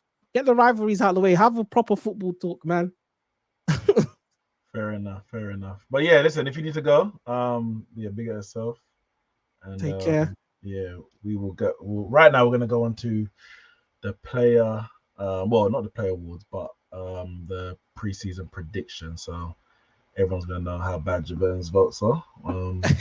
He's not there, but yeah, thanks for coming on. No problem. Take care, guys. J Joseph TV on all social media. Take care, guys. Thanks for having me. Guys, we made some predictions. at the end of the season, and now it's time to answer for your crimes. But the first person to answer for their crimes is going to be our dear friend, Nathaniel. Where is he? There we go. Our dear friend Nathaniel. He's going to answer for his crimes of his predictions before I bring them up on to the screen overall. There he is. And there we go. So I'd just like to say in regards to my predictions that I do know ball. I just got it all in the wrong order. Oh my days, I got it all in the wrong order. But like, for example, my 5th, 6th, and 7th, I predicted Newcastle, Tottenham, Chelsea. What? Just in the wrong order. You get me? My top 3, Liverpool, City, Arsenal. I was right, but it was just in the wrong order. I think my glasses were upside down when I was making the prediction. But yeah, like, I understand, man. I didn't see United having such a blinder. Like, United was so bad this season. My bottom 3, Luton, Everton, and Burnley. I mean, Everton should have gone down, man. They 10 deducting 10 points was too generous, man. They should have deducted 30 points, sent them down, bro. But it's okay. Next season they will go. But at least I got Luton and Burnley right. I would have put Sheffield in there, but my agenda against Everton's too strong. So yeah, I don't even want to talk about the Golden Glove and the cuts, man. Oh boy, these predictions were terrible, bro. It is what it is. Next season we go again. I'll be making more wise decisions as I usually do, wiser than the rest of you lot, anyway. So yeah, stay tuned for my educated opinion. So as we see, and I'm going to bring up the actual prediction, we'll see that Nathaniel had an absolute stinker. But I am pleased to say that for the first time in a long time, I won. Yep, that's it. I won. I got the most points. And we do it at the end of the season, completely once the Champions League is all done and the Europa Conference League. But going through the predictions, as Nat said, he got one correct prediction, which is the Golden Boot Haaland, which we all got. So no props for him there. He had Liverpool winning the league. Come on, Nat mucks about too much, man. This guy don't take him serious. Like how everyone got Man City winning the title, like kind of obvious. And guy got Liverpool up there. Well, it was a 3-horse race in the end, didn't it? So man, that team was too dead, man. Yeah, Liverpool winning the league, Man City 2nd, Arsenal 3rd. So obviously the way I've done it is the exact correct prediction is 3 points, is green. If you're within the qualification bracket, which I'll explain in a second, then you get 1 point. And obviously if you're outside of it completely, then you get no points. So obviously Man City, 4 out of 5 predicted that correctly. So obviously 3 points for that. Arsenal, myself, Ramsey, and Jay had Arsenal 2nd, but Kyle had Liverpool 2nd, Arsenal 3rd. But both of them is just qualified for Champions League. Didn't win the league, qualified for Champions League, so you get 1 point there. Same thing with us who predicted Liverpool finishing 4th. Now, all of us had Man United in the top 4, and we were awful. We were awful this season.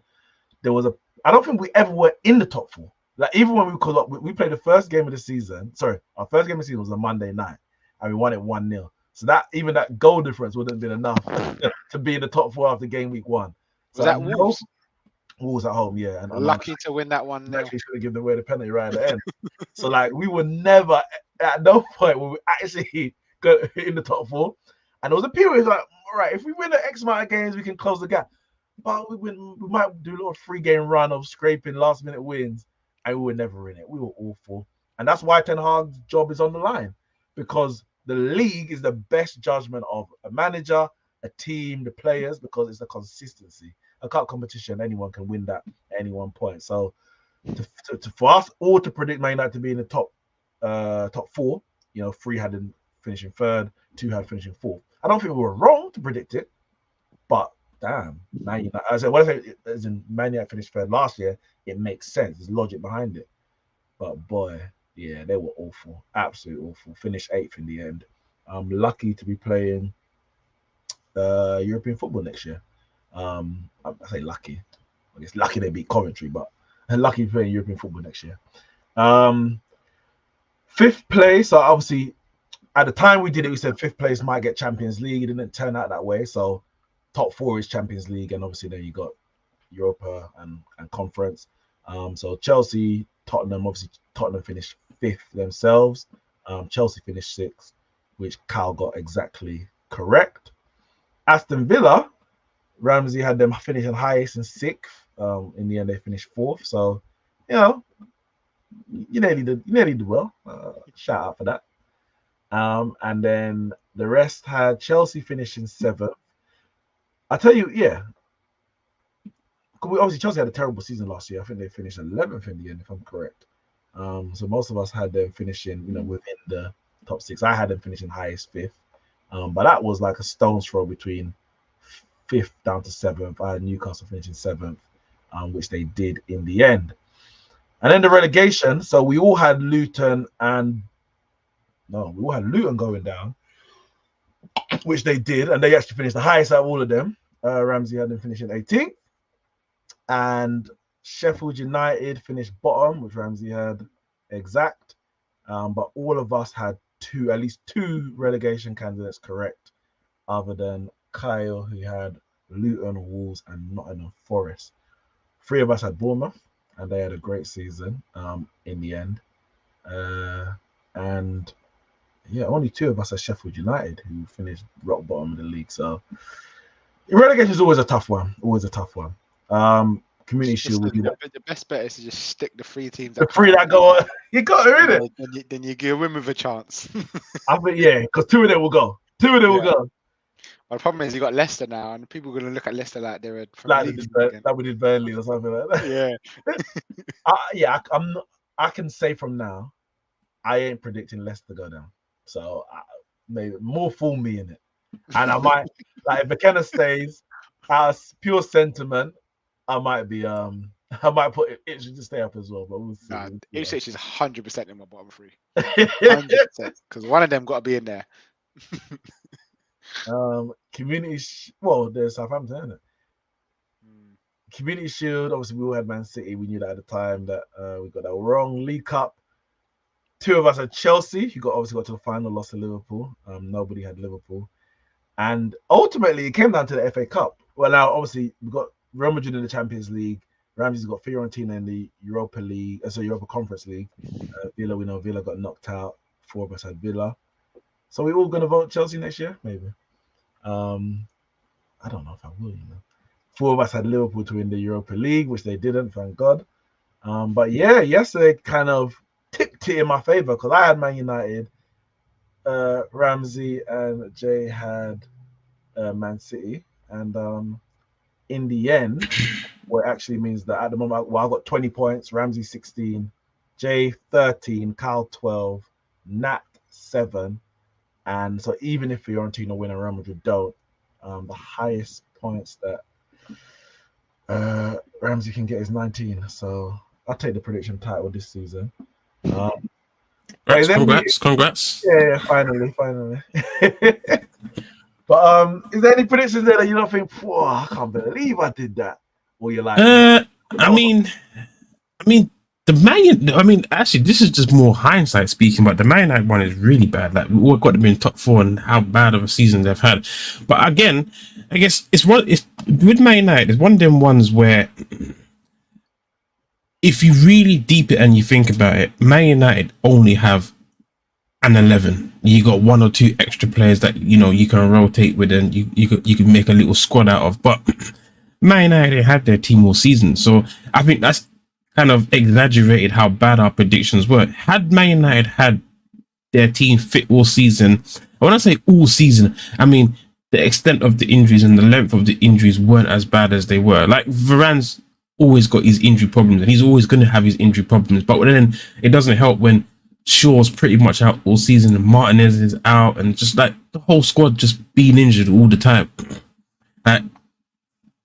You're never going to be able to calculate that into your prediction. So, I mean, I'm disappointed it was so poor, the Man United pick, but can't be too disappointed because of, kind of how it came to. If their players were fit and they were that bad all season and they finished where they were because they were just that bad with the actual starting 11, then I didn't have to say, you know what, Carl, that was an absolutely horrific decision. The rest of my decisions, I mean, I'm not even too disappointed with, because I kind of remember what I said around the time with a certain few of my picks. Like, I remember saying that Man City have just won the treble, and they're not going to top that next season. I remember saying they're not going to top the treble, but they've won the treble, and they're not going to come close to topping that. But what I remember distinctively saying is that they will win the four-peat because they're going to put a stamp on this era that they've had with Pep and say, this is what we achieved in this Premier League era that no one else has achieved. Because the treble Man United achieved and doing XYZ, even if they had a season where they went unbeaten, Arsenal's done that, or whatever they had done, someone has already done that. And I remember saying they will win the four-peat, and that will be kind of like Pep's stamp on the Premier League. This all that he's done, Centurions, Formidables, whatever you want to call it, his stamp will be the four-peat. First team to win 4 in a row. No other team done it before. And I can't see them winning anything else. But I was like, because that's why I gave FA Cup to Arsenal, and I said, you know what, they might just drag along a League Cup with it. I put them down as Champions League winners because I genuinely didn't know who was going to win it. I was like, I have no idea, so I might as well say Man City because I don't know who was going to win Champions League. And the reason why now I know why I didn't know, because Borussia Dortmund are going to win it. That's why I couldn't predict it. Borussia Dortmund was going to win Champions League. That's why I didn't know. And I think the biggest disappointment of it all, because I remember this, when we did the season prediction, I joined about 10-15 minutes late, and you lot had all just started the predictions, but you had all picked Community Shield winners already, and I saw that everyone had gone Man City. So when you had asked me, I wanted to go Arsenal, but then when I said, wait, you all went Man City, I said, I'm picking Man City and playing the numbers game. Do you remember? But yeah, I wanted to go Arsenal. So now I'm sat here and I'm like, you know what? I'm disappointed in that because at the time, I genuinely thought Arsenal was going to win the Community Shield. But I said Man City because everyone else did, and I didn't want to lose out in the points. So I was playing more tactical with that choice with the Community Shield rather than actually saying Arsenal when I wanted to say Arsenal win the Community Shield. I mean, it doesn't make much of a difference. It doesn't make much of a difference. Just go with your heart, man. Forget the head. Just go with your heart. I put Man United to win the FA Cup. I said, surely, we won the League Cup last year. Too bad I was a bit lost in there. I was like, we won the League Cup last year. We ain't gonna win the league. There's a progression in it, FA Cup, but here we are. I hear it. Ramsey, you didn't pick Arsenal to win the league. First, now you're gonna pick them to win the league next year. I think so. I think we're gonna do it. So as it stands right now, I think so. Obviously, if Man City go and buy, I don't know, they steal Kylian from under the noses of Real Madrid, things might change, innit? Like officially, but as it stands, yeah, I think I might predict, because I don't know. At the start of the season, I just didn't really believe Arsenal would do it. I didn't believe it. I don't know if it was the 4P. I just didn't think we just had enough. But yeah, I think I might do it this year. Man United, I think it just shows the underachievement, really. The fact that everyone had them top 4, most of us had them top 3. And yeah, I think it just shows how bad they really are. We were bad after 38 games, and now we're FA Cup champions. Like we were. Well, this is it. But the thing is, with Man United, this is what they've been. Their moments, they performing moments, isn't it? This is what they did again. Another moment to cherish. So it'll be interesting to see what we do next year with our top 4 predictions. Community Shield, baby, winning that. The rest, yeah. I mean, again, it's always hard, the European places. You never know who's going to kind of have it. I guess Newcastle have had a bad year, really. I know they were in Champions League, but they went out quite early. And then obviously, yeah, the rest kind of just, Yeah, is what is. I mean, the European places again. Europe's hard to call right at the start as well. You don't really know where teams are going to go. I kind of went Bayern because of Kane. Really, thought that might make a difference, but clearly not. And then I just thought. Wait, Kane went to win trophies. He win trophy this season, right? Yep. That's it, isn't it? That man is a curse. The man is a curse. It must be.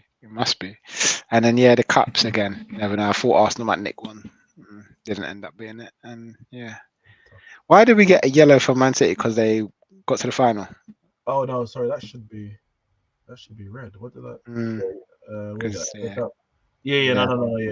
So it's in the points that I gave. It's not. That's a graphical error, which will be corrected. Oh, okay. But nothing much. Yeah, Golden Glove. Maybe I should have. I mean, we only just had Raya by then as well. So I don't think he played the first 3 games. You would have put Rams there. Wouldn't it? Exactly. Luckily, I didn't back the horse, boy. I wonder. Would I give you 1 point if you put Rams there and it was Raya? Probably not. If it wasn't so close to the points, I might give you. Yeah. Take one. But listen, while with you, because I want to quickly touch on Man City before we do our Premier League team of the season. So quickly, is this the greatest Premier League side of all time? Is Pep the GOAT? Premier League GOAT and everything. Big up yourself, Indiana.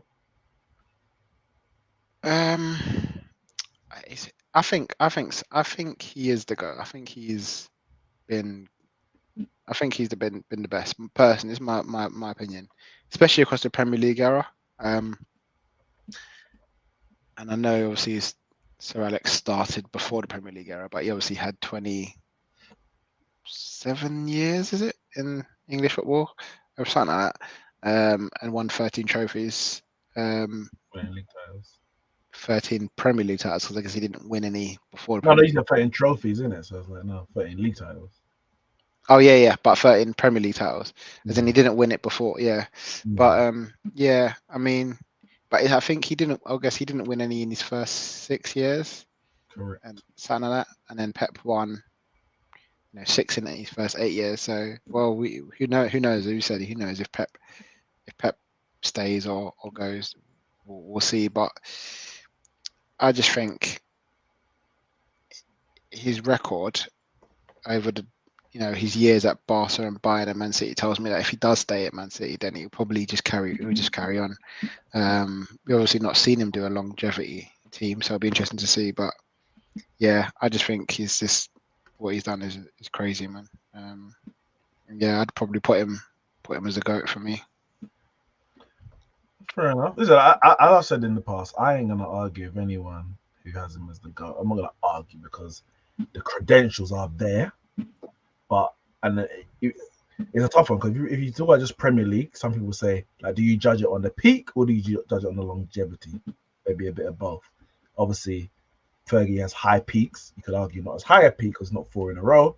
And obviously he's got the longevity. So you put them together, Premier League GOAT has to be Ferguson as far as I'm concerned. Overall GOAT, again, I'm not going to argue with people about it. 100% hear it. 2 trebles, 2 trebles for 2 different teams. 3 Champions Leagues now. And he got rid of that. If it was a monkey in his back, he couldn't win it without Messi, and now he's won it without Messi. So you can't really take that away from him. But if we're talking about the overall goal, I always have to refer back to the fact that Fergie, Man United's not only club he managed. What he did with Aberdeen is historic.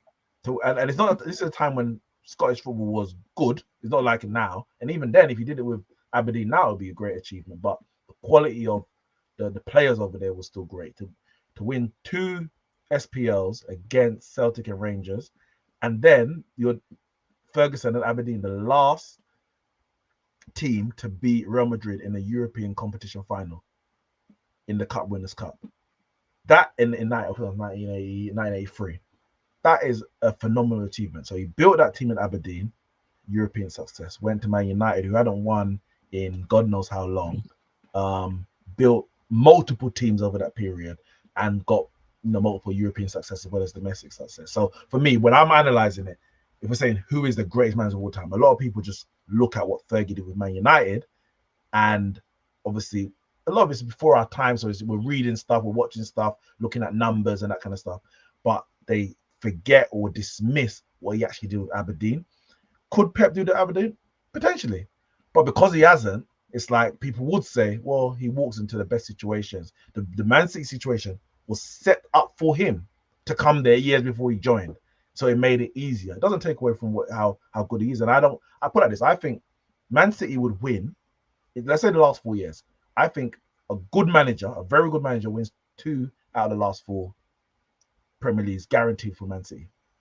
Beats Oli easy, and probably wins last year as well. But this season and the Klopp 2022 where Liverpool go for the quad, that's Pep. And the fact that you didn't win 4 in a row is Pep. So there's an element which is just Man City have created a machine as a club that is set up for winning financially and otherwise, which you have to credit them for. And then the added element is Pep is an absolute genius, which can't be taken away. So yeah, it's, as I said, I don't argue it, but I can't see myself ever taking Fergie off that throne. And that's, obviously there's a bias there because he gave me all those moments. I'm like, it's unbelievable. Indiana says he thinks Pep would want Italy and international in his CV. And then if he adds those, more the international rather than Italy, depending on what he does, but the international, then that's I was going to say actually it's a field that Fergie never did, but Fergie actually did. He managed in the World Cup 1986 with Scotland. I think they won 1 game. Can't remember exactly in the group stages. But obviously if he wins the major trophies over there, that's another notch to say, yeah, greatest of all time. Not an argument that I'm going to have as an argue, but I would back Fergie to the hill because to build those teams, and managers always talk about it as well, to do what he did consistently for 30 odd years, no breaks. Even that period where between Aberdeen and Man United, he was managing the World Cup in that summer and then joined Man United in, I think was it October or something like that? I can't remember now. So no breaks all the way through. Whereas you got other managers maybe getting sacked, getting a break a year or so. Some of them like Pep, taking sabbaticals. Klopp's on a sabbatical now, or going to take a break after 9 years with Liverpool. Fergie, no breaks, just consistently relentless. And maybe that plays into the point of, he won 13 in 20. But if he stopped after 9 years, he won 7 in 9, stopped, then went to the best team in Italy and won 7 in 9, then the years of dominance look better. But when you consistently go in and you have to rebuild a team and then you have those gaps in between where you ain't won, the numbers that aren't as favorable. But yeah, for me, Fergie's the GOAT. So, Neeks, let me ask you a quick question. Yeah. Is there anything that Pep can do that would actually make you say, you know what? It's kind of like the same thing with Messi, Ronaldo. He's like, well, Messi wins the World Cup. I really can't say nothing. Messi kind of wins the Messi Ronaldo debate. Is there anything Pep can do? Like, say Pep was to, not at Man City, but at any club, he was to stay in management for another 10 more years. Is there anything that he can actually do for you to say, you know what? He's the greatest of all time? Well, Indiana says, imagine he wins a treble with AC Milan. Like, AC Milan have been dog for a while now. If he revives a club of that stature, that adds an element to it. He revived them from nothing. The Man City one is, because it's Man City, it feels a bit plastic. Like, who are they? When you got Barca, where did that Barca? Is heritage, because Barca are heritage.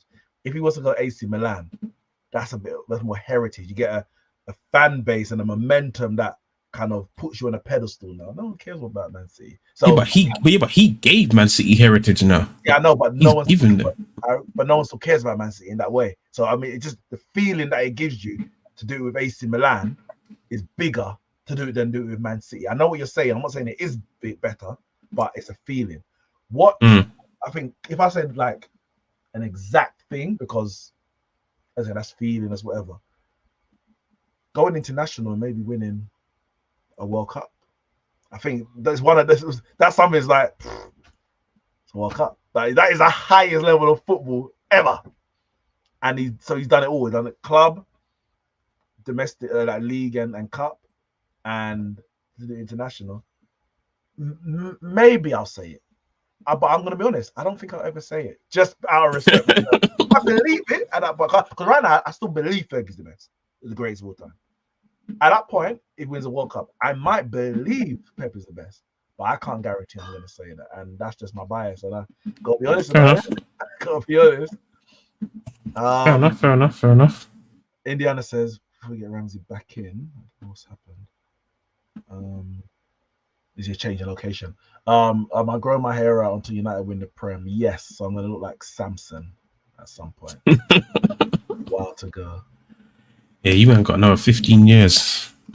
Yeah, at least. I'm gonna start. Yeah, cause okay, we're gonna start this. What am I saying? Team of the season. Share my screen. Last thing. And my battery's not even enjoying what I'm doing right now.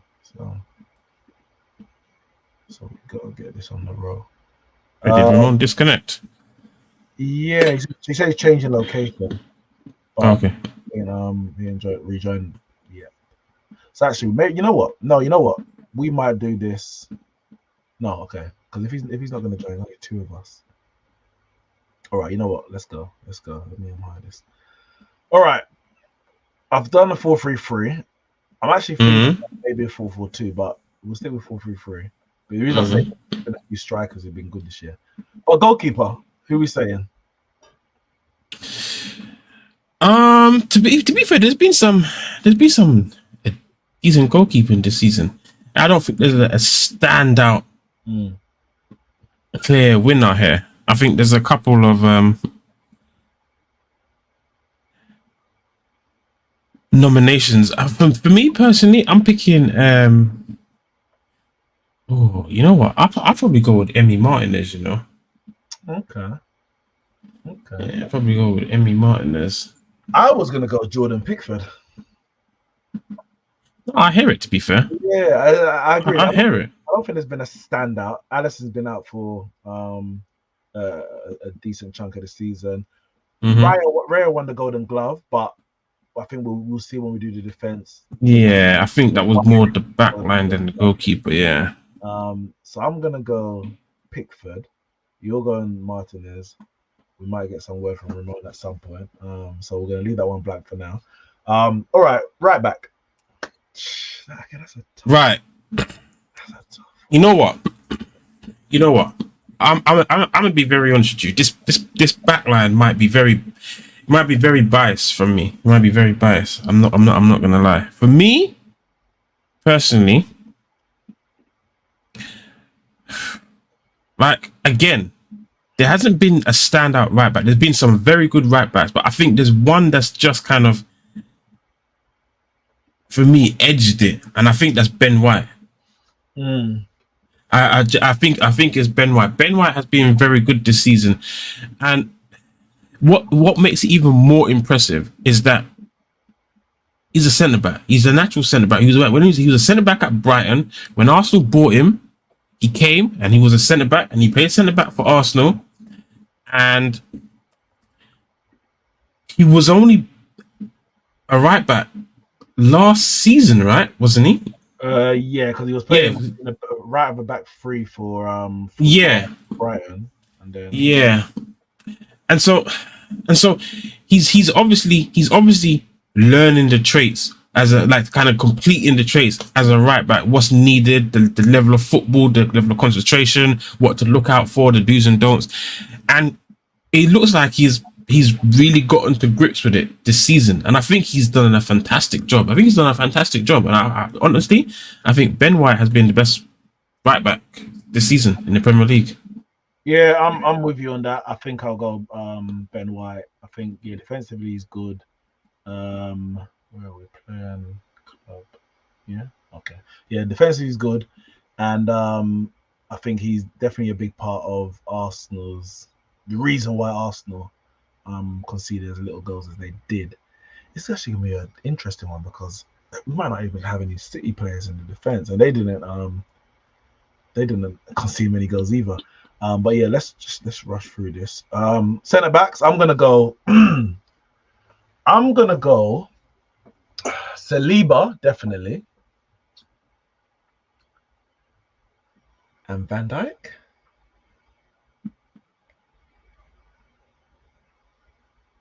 Or Gabriel. Oh, that's a tough one. Definitely going Saliba. Is Saliba in yours? Saliba's in mine. Okay. Saliba's in mine. Who's your other? My other is Gabriel. Okay. That's why I said it's going to be very heavily biased here, just with the back line. Like, and because for me, right, for me, like, Arsenal had the best defensive record this season. Yeah. And their goalkeeper got the Golden Glove. And we're not even putting their goalkeeper in our thoughts in terms of goalkeeper in Team of the Year, yet he got Golden Glove. And for me, it's largely, it comes down to the defense. And it's Ben White, Saliba, and Gabriel for me. Now, if I'm only gonna go two at the back, and I'm gonna go Saliba and Ben White, that's three others at the back: the goalkeeper, the centre back, and the left back. That's not Arsenal. For instance, let's just say I don't pick up Arsenal left back. For me, Arsenal were just defensively sound this whole. They were immense. So for me, I have to put those three in. I have to. Ben White, Saliba, and Gabriel for me would stand out this season. I hear that. We're gonna come to Ramsey in a second to see run his rule over those couple of players. But left back is very interesting because I think left back in the Premier League is there's nobody like of note. Udogie's obviously someone who started this season very well. I think he had a decent season, but how good was it really?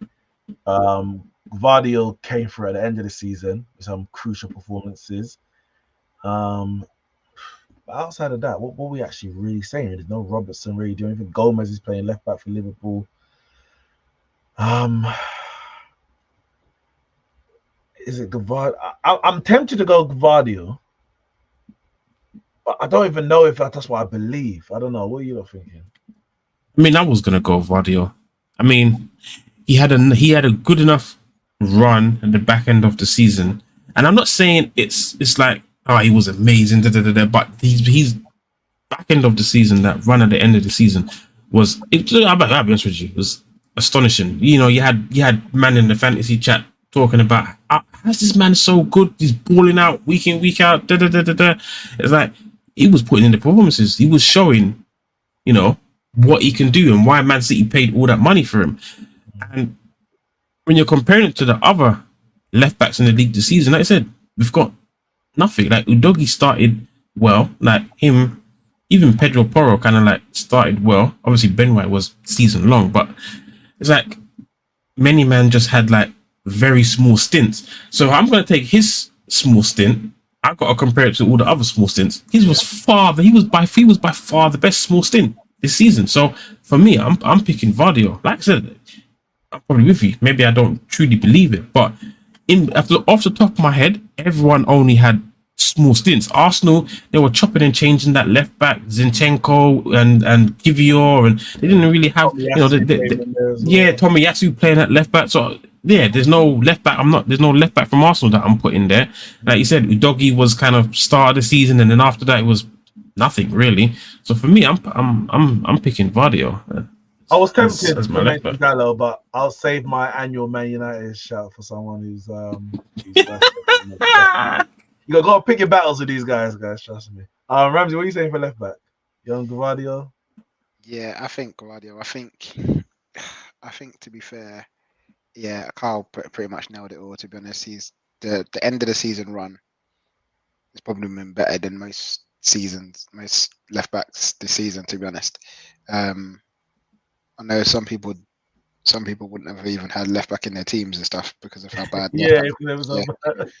Yeah, free at the back and all that. But I think he's actually probably done enough to get in.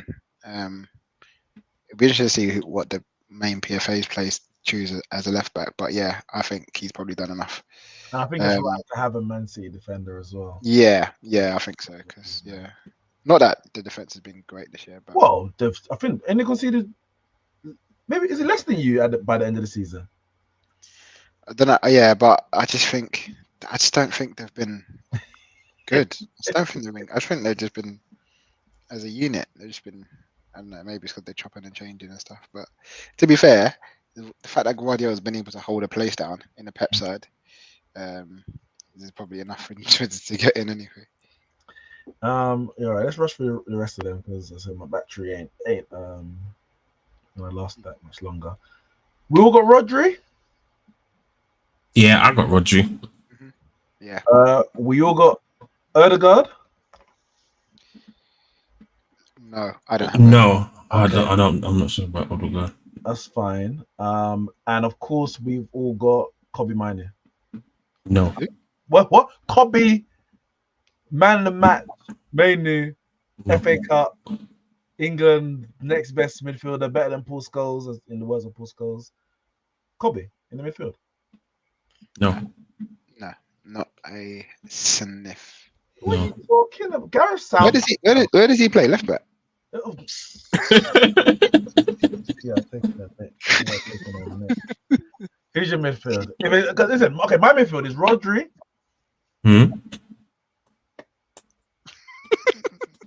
Yeah, go on. Give me a second, man. You sounded like you were so sure of yourself there for a What I second. want is Rodri. Rice and Kobe Mainoo. Are you an imbecile? You see that goal that he scored over there yesterday? Cancel this guy, man. Who's yours midfield then, isn't it? Okay, Rice is in everyone's midfield, right? Yeah. Yeah, Rice left 8. Yeah. And then okay, so it's not Odegaard, so it must be Kobe Mainoo then. What the hell? Well, it might have to be Killer K. Oh, no. Wait, what did you say? What did you say, Carl? So it might have to be Killer K. I do hear what you're saying there. I don't even clock what you said, but I do hear what you're saying there. No, I'm gonna join on my phone quickly. But continue. Right. To be fair, that last part is tricky. You know, it's Kevin De Bruyne is never up for discussion because he ain't been here this season. He's been injured most of the season. Odegaard had a good season. To be fair, he's had a good season. It wasn't as good as last season, albeit it was not good as last season. Second half of the season came very strong. Yeah, he did. Second half of the season, he did come very strong. I'm just trying to think who are the other contenders. Bernardo Silva, no, not really. It kind of depends where you're gonna plug and put players because I got Phil Foden in my head, but are we putting him in the winger position? Are we putting him in there? Like, there's a few players that obviously have played different positions where you can. I guess you got to kind of choose what your team looks like in your head, and then put them like suggested. No. All jokes aside, Kai Havertz has mainly played as a striker this season, hasn't he? Well, not really. He's had half and half. The first half of the season was mainly centre mid. The second half was mainly striker. And it was the second half of the season that was the one that. Yeah. I can't put it. I'm gonna put Odegaard. Jesus Christ, man! How am I? Arsenal finished second, and I've already picked like 5 Arsenal, man. That's all good anyway. That's all good. I picked Odegaard. Oh, we lost the background. No, I'm here. Yeah, don't worry. I'm gonna do it in the background. Okay. Wait, so you're going Odegaard? Yeah, I'm going Odegaard. Ramsey, who you going? Then? I think I'm gonna have to go Odegaard as well. No love for my boy Kobe, man. You know. Let's shout out Kobe. Shout out Kobe. Yeah, shout out Kobe. He's got a future, man. He's got a future. Yeah, definitely. All right, so let me. He's got a present. He's got a present. Bruno got more of a shot than Kobe. You think so? I think so. But, yeah. Okay, so if we said Odegaard, that's mad. How many Arsenal players we need? Yeah, exactly. It's crazy. Have Arsenal really been that good? They've been that good? All right, so on the right, It got to be Cole Palmer, right? Has to be. Yes, I've got Cole Palmer on the right. Ramsey's Yes. silent, and I don't like this because if you're, this is crazy. What's going on there? Why are you silent? Listen, we've got Odegaard, so I'll take that in it. What, you want Saka there? No. If it was me chopping and changing my team, I would have Saka and Palmer As opposed to Odegaard and Palmer. as opposed to Odegaard and Palmer. So, but I thought if I suggested Palmer in the middle, he wouldn't make it. So No, I don't mind Palmer in the middle, but I would prefer if it was me, if it was it's actually given my vote. But then I guess he's not really because of the way Chelsea play. He's probably played more as a 10. He's played more as a off the right, coming in. Off the right and then as a 10. Like they're the two options, not as a right CM. So it's hard to put him. It is hard, but I would say I'm not. Saka's not in my team. If I was going to choose one right winger, then I would choose Palmer. Yeah. Like if I went Palmer in the middle, I was thinking would I go Salah on the right? That's just maybe a numbers more than. But I mean, Saka's been a. Say again. I'd have Saka over Salah. I think both of them has been heavily numbers, especially the back end more than performances. The back end of the season, Saka's performances, and obviously the level is high now because it's like you're challenging for the title. So that's what I'm judging you on. The performances from a Saka and a Salah at the back end, I'm like, I can't have them in my team. So I'd rather go with Odegaard and Palmer than Saka and Palmer, personally. Macau, you had Palmer as well, innit? Yeah, I had Palmer, yeah. Cole Palmer. Yeah, I even if I had Palmer in the middle, Saka don't get my team. Yeah. This is crazy. If you had Palmer in the middle, who would you put in the right? I would have gone with Salah. Really? Yeah. I for me, Salah wouldn't have Salah this year at all. I wouldn't. But it's one of them where I don't think this year Salah deserves to be in it. So I'd rather make sure we create a team that he's not in, kind of thing. It's maybe his standards as well. Like if this was his first year in the Premier League, maybe like you may start thinking maybe, but he set his standards high in it. So for me, it's like he's probably like come down to a level which is where everyone else is now. It's like now I can actually choose someone above him because he's here with everyone else. But definitely big up. So go on. Now, so obviously penalties weigh a lot of all three of them really. That they're all three penalty takers, and so they're all quite heavily. If they all weren't penalty takers, it might. I think Palmer will be clear if that makes sense. But left, surely got to be Phil Foden. Phil Foden, yeah. I mean, listen, it's got to be. Has Foden mainly played in the left? Where has he played this year? He's mainly played on the right and through the middle. But he's played. If he did it through the, if we actually choosing who's the best right winger, it might be Foden. Well, yeah, it is Foden. It is Foden. But he's played a lot on the left, which is enough to have him on the left. I just don't like him. I don't like him on the left personally. Yeah, he's not his best. He was really good. Against Man United, and he went left second half, left wing second half. In the league game, not or yesterday. Definitely not yesterday. in the league game at Old Trafford, I think it was, and he went left wing second half, and he was really good. You're saying it was good? I thought you were saying it was bad. Okay. No, it was good. It was good in the left wing second half, but overall, I prefer him. I prefer him in the middle. Yeah, definitely. But coming off the right, kind of in the same way that kind of Palmer does. Yeah, that's like, and Kevin De Bruyne was saying it. I think Kevin De Bruyne was saying it this year that he said they asked him about Foden and him playing on the right. Like Kevin De Bruyne said, he's best in the middle. When he gets there, he just needs to.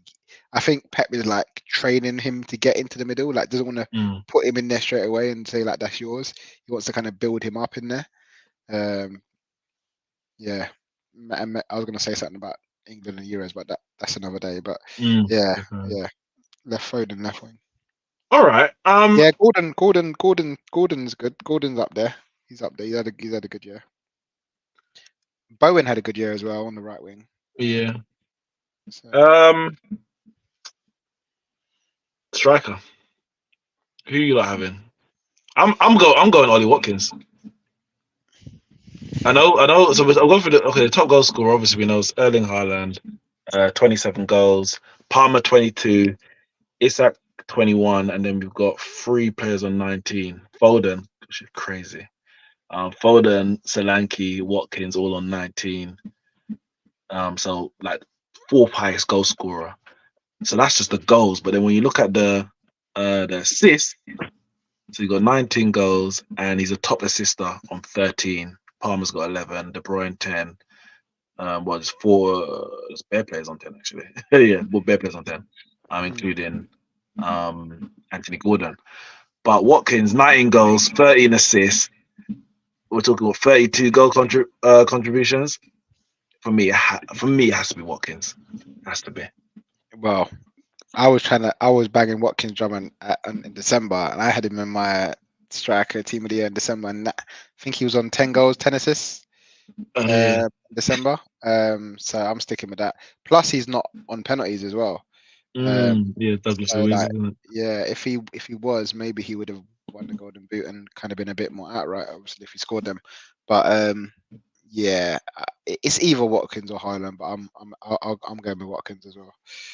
Before I come to you guys, Jabada says Isak does it all. Isak got 20 odd goals, but I think he only got like 1 assist. So obviously we know that his dribbling very good and all that, but we're just talking creatively what he actually did. 20 goals, brilliant, but I think it was like 1 assist. It was no more than 3. But For me, Isak, if Isak to be in his team, he needs to win the Golden Boot. Because like you need that. If that's your thing, if you're the striker, that's your thing. That's all you do. Then you go out and you be the best striker in the Premier League. You win the Golden Boot. And yeah, just because and maybe it's injuries as well, just didn't really get him to get over the line. But yeah, he's been good. Who's your shout out to Killer K though, isn't it? Shout out to Killer K. If you had a whole year at top, maybe yeah, Tom, you still wouldn't win the league. Carl, who's your striker? I mean, I definitely had it a lot closer than you guys had it. You know, you lot seemed pretty convinced that it was just like outright Ollie Watkins. I mean, I was gonna pick Ollie, but it wasn't close. And I think the main reason is because obviously you win the Golden Boot as a striker. You know, generally you're in team of the year. Like a striker winning Golden Boot, you know, he's the best striker in the league. Like generally, so you know you can't be mad if someone picks Haaland. Like I think someone said that before. You can't be mad if someone picks Haaland.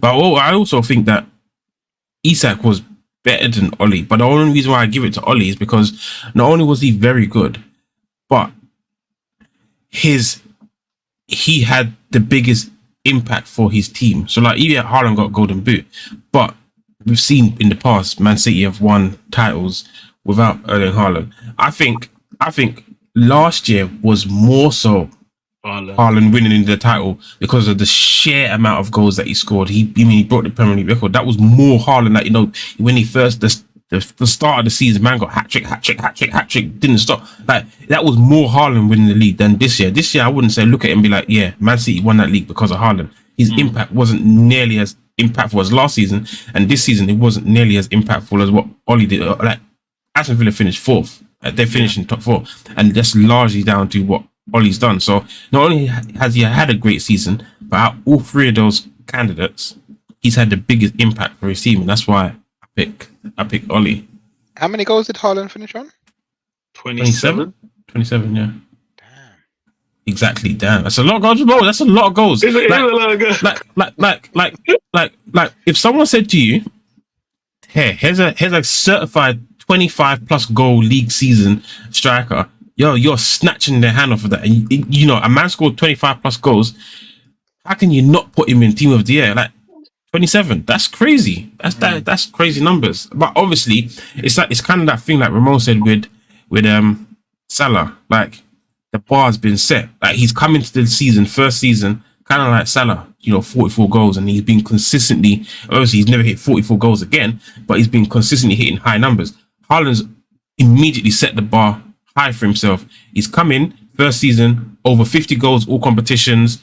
He broke the Premier League goal scoring record. Like, the bar is real high for him. So he comes in and he gets 27. People kind of just bat their eyelid at it. Yeah, 27. but that's because what he's done previously. But 27 is no small feat. Like, if you think about it, 27 in a 38 game league season, and he had injuries. He didn't play the 38 games. Like, he had injuries. If he didn't have injuries like last season, if he didn't have injuries like last season, we're seeing another 30 plus, 30, 32, 33. It was 27 and 31, 27 and 5 assists. So it was 32 goal contribution in 31 games. Yeah, exactly. So you can't. That's no small feat. Like, it's a great season he's had, but it's because of the standard that he set last season that people are kind of comparing him to what he did last season and not isolating the season. And like 27 goals in 31 games. If he played 38 games, you're looking at another 32, 33, 34 goal season. And it's is it also though the fact that he got 4 of them against Wolves, 3 of them against Fulham.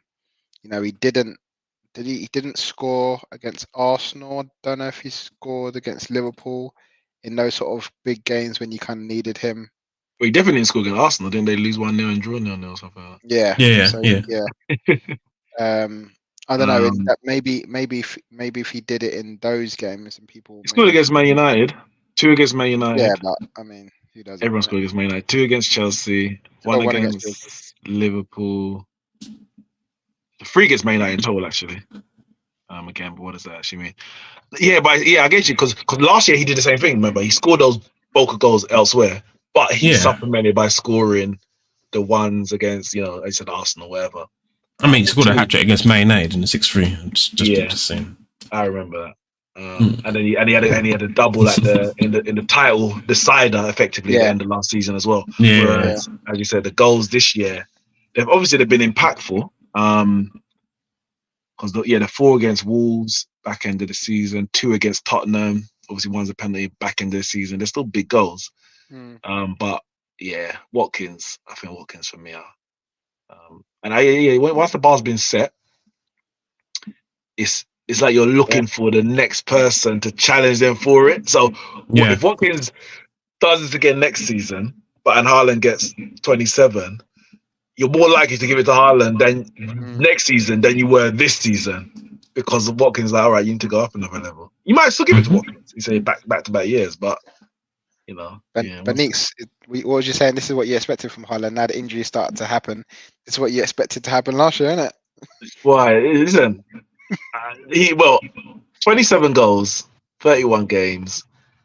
This is the Haaland. This is the norm. 25 goals a season, plays 30 games, injured for the other 8. This is how it should be. Last season, I don't know where that came from. Who did I have top goal scorer last season? Salah, no? Yeah, probably. Yeah, it must have been Salah. I didn't make that mistake this season. And at one point I was thinking, because everyone's closing on him, innit? Isak closing on him, Palmer closing on him, and then man just said, no, I ain't got time for this. Damn, 4 goals against Wolves. Yep. I want to go back quickly. So with goalkeepers, Carl said Martinez, I said Pickford. What are you saying, Ramsey? Pickford. Yeah, Pickford. I think Pickford is I think he gets it, man. I think he's been Everton defensively as a team have been really good. I think XG they're top 5, I think maybe. XG conceded, so they've been actually really good. And Pickford was again, he was close with David Raya for that Golden Glove. David Raya won it sort of towards the end. And I heard what you were saying, Carl, about we didn't give it to David Raya, and I think his individual mistakes, cost him not getting it. Too many sort of at the start of the season, a big one against Spurs. Whereas Pickford didn't really have that. I guess his team doesn't really play too much for that, and he has made 1 or 2. But he's also, his team gets peppered as well, so he makes quite a lot of saves. Whereas David Raya didn't really need to make loads. In fact, his shot stopping, I wouldn't say has been great this season, considering the amount he has actually had to do. So yeah, Pickford for me. So yes, our team is, and I'll post it on the Twitter because I can't get on the screen at the moment, but Pickford, Ben White, Saliba, Gabriel, Guardiola at left back, Rodri, Rice, and Kobe Mainoo. Oh, sorry, Martin Odegaard in the midfield. Cole Palmer, Phil Foden, and Ollie Watkins up front. The final thing we're gonna do today is the player awards. So, manager of the season. Who are we saying? Obviously, okay. So I'll give it the awards who they get, the actual ones. So Pep Guardiola won Premier League Manager of the Season. Phil Foden won Premier League Player of the Year, and Cole Palmer won Young Player of the Year. Premier League Manager of the Season. It's a tough one.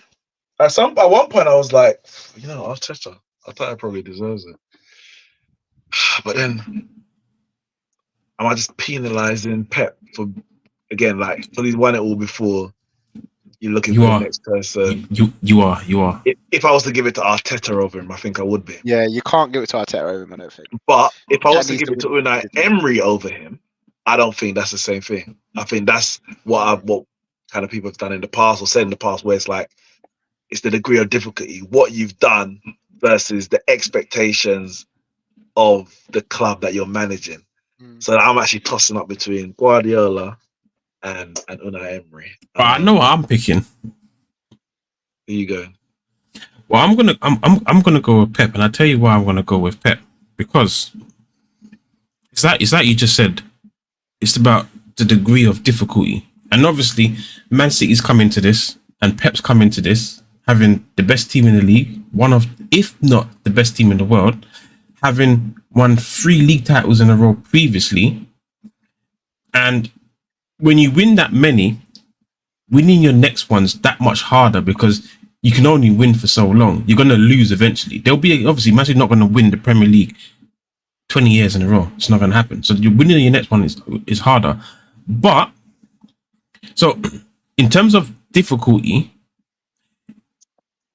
having the obstacle for it being difficult isn't going to be the same as what it is for Aston Villa. And I remember when we came into the season, Neeks was like, well, how do you beat Manchester City? And the way we beat Manchester City is everyone's got to chip in, everyone's got to come in, take points of them. You need at least a minimum of 3 teams in a title race. You need Arsenal taking points off them, Liverpool taking points off them, Chelsea taking points off them.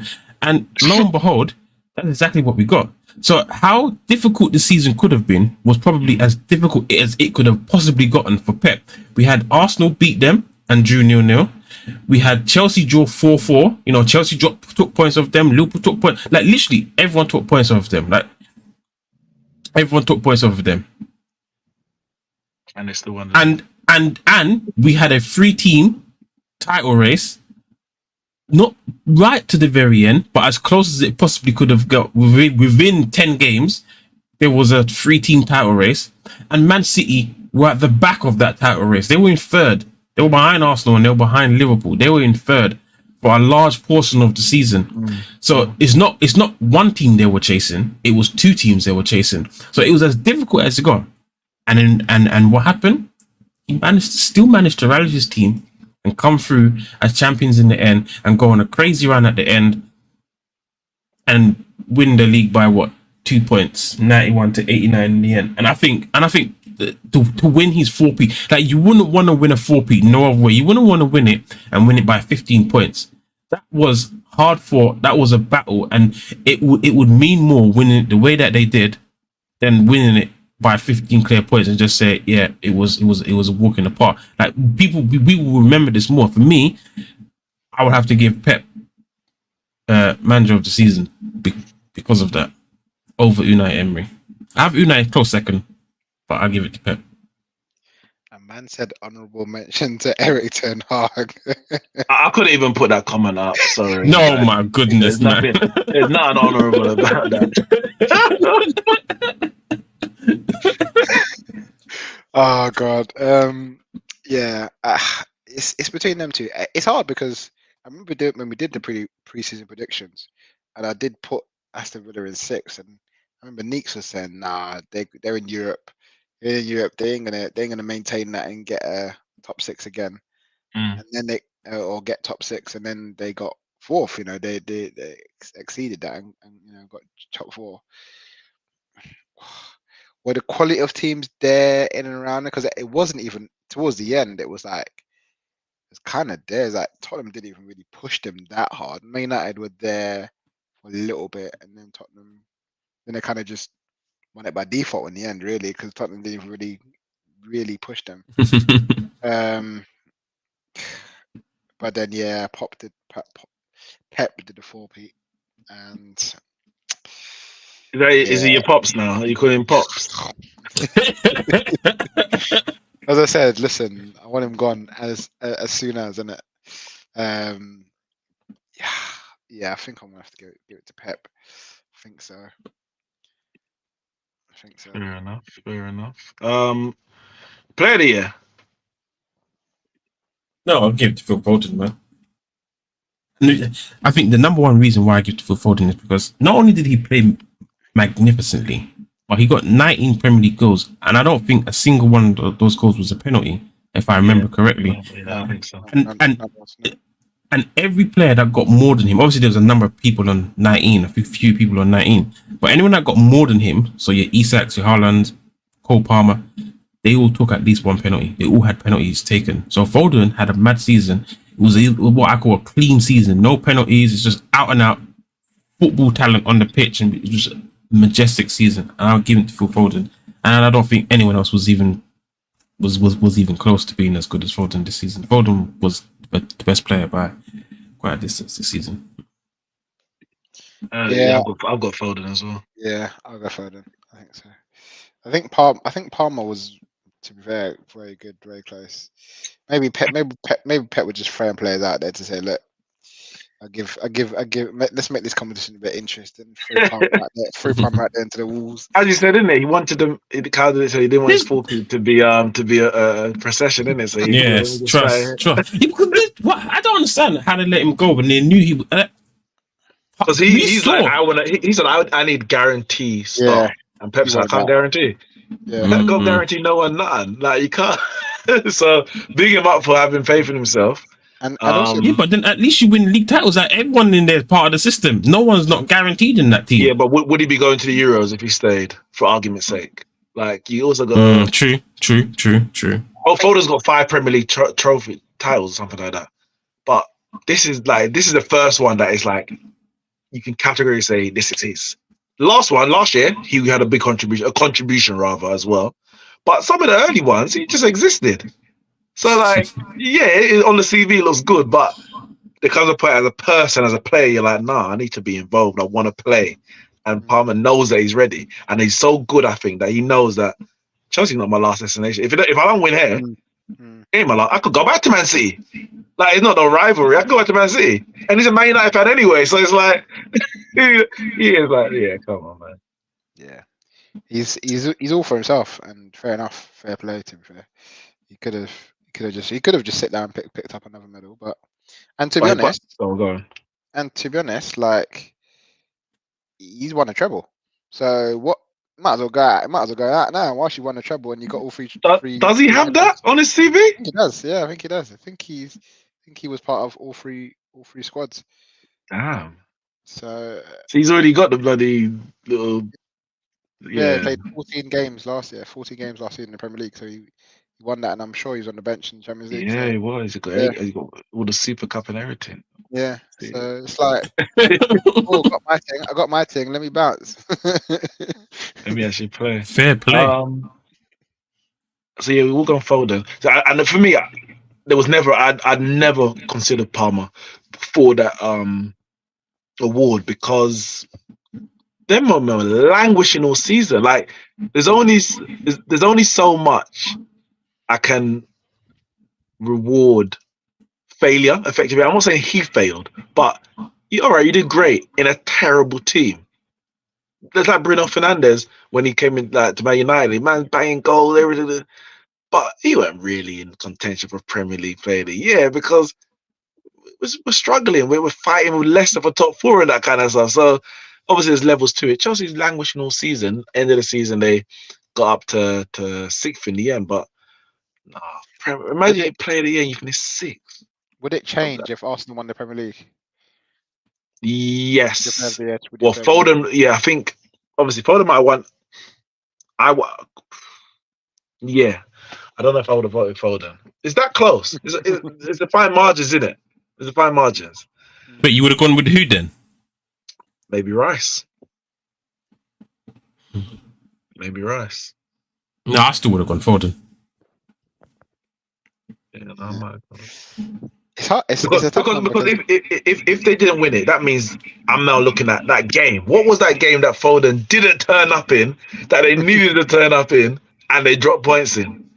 Maybe it was at the Arsenal game where maybe Arsenal win and he's like, he should have turned up, he didn't do that. Or last game of the season, and he put in a performance like he did in the FA Cup final instead. And it's like, brother, they needed you, and you didn't turn up. So yeah, it's fine margin. Fine margins. To be fair, Rodri's up there as well as a shout.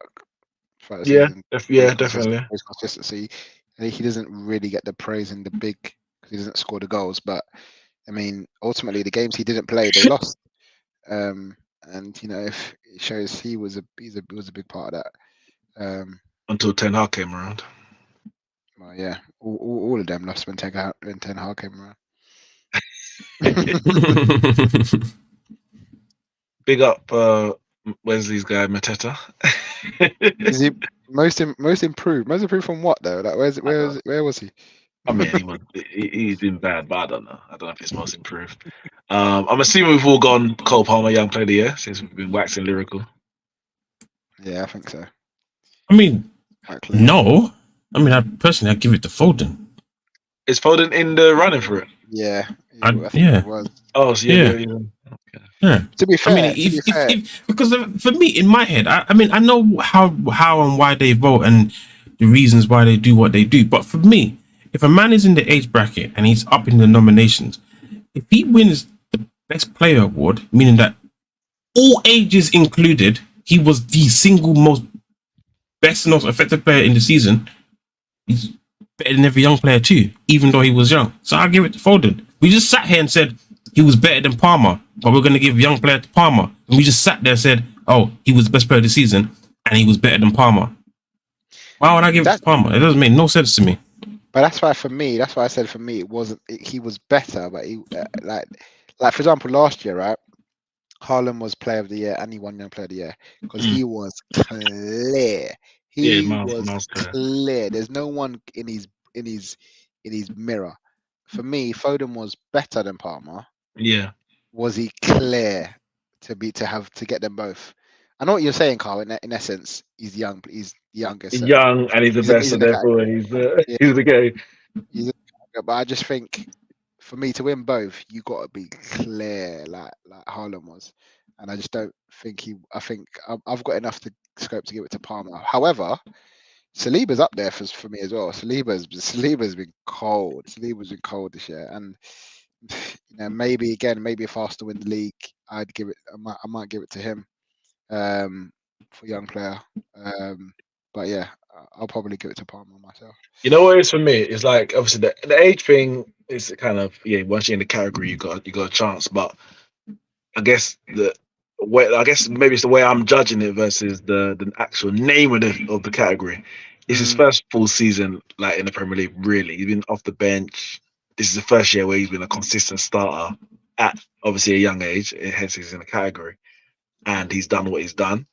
So it's kind of like breakthrough. Like rookie of the year, sort of like kind of thing, yeah. Yeah. Maybe it should be a bit more like that. Because what they actually need to do is do what the PFA has done is reduce the age. Because at the moment it's like if you're 23 at the start of the season, something like that. And I think the PFA reduced it to 21. At the start of the season. And so Palmer Foden wouldn't have been in it anyway. So maybe they need to do that. And finally, flop of the season. Who has been, and not just signing, it's just any player that you had expectations of or who's got a big reputation. So not just signings. Okay, give me a second. Has been absolute garbage. I'll go first because I've got mine already. Assad said Szoboszlai. That's fair enough. That's fair enough. I'm going Enzo Fernandez. I know he was signed in the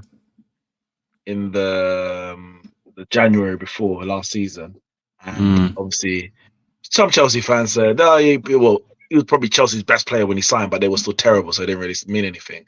But there would have been big expectations this year. Him and Caicedo, £200 million midfield. Lavia comes in. Obviously, Lavia didn't play, but I tell you why he's been the flop, because obviously they were terrible this season. But Chelsea started to look good when he wasn't there. Caicedo played his best football when Enzo was out of the team and injured, and the rush for the of Poch. Oh, maybe he actually found it out. They're actually playing well, 5 wins in a row. Is when Enzo's gone, and they actually then ended up finishing above Man United, pushing Spurs for the 5th place. I said, no, this guy's a problem. This guy is the problem. He ain't it. He just ain't, and he cost 106 million. And yeah, for me, like Man United got a few candidates out there, but none of our players you can say none. Casemiro might have a chance of that, but we look better without them. Casemiro got a chance, definitely got a chance of that. But it's like we got big expectations of you, and the team looks better without you. Whereas generally with Man United, we just look bad, regardless of who's playing. So it's like, well, I can't pick all of them. So is it really the player, or is it the system? Is it the manager? Whatever. But Enzo, Chelsea actually look better without him, which is that's a terrible place to be in.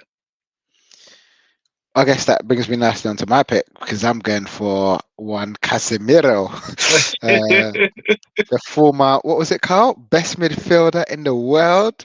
Not a year ago after that Carabao Cup final, big header to win them the best midfielder in the world. Is there anyone better than him? I remember it. I remember it. Because Carl, I even asked him, does he mean DM? Does he mean like defensively? Because because Rodri was there. But I thought, okay, he means best midfielder in the world. And my God, has the best midfielder in the year had a disaster of a season. So much so, some man are saying he should retire from football, go to Saudi, all sorts. And then to cap it all off, I know this is Premier League Player of the Year. When they wasn't playing, his team rises to the crop and beats Manchester City in the FA Cup final once he gets dropped or injured or whatever it is. He doesn't appear.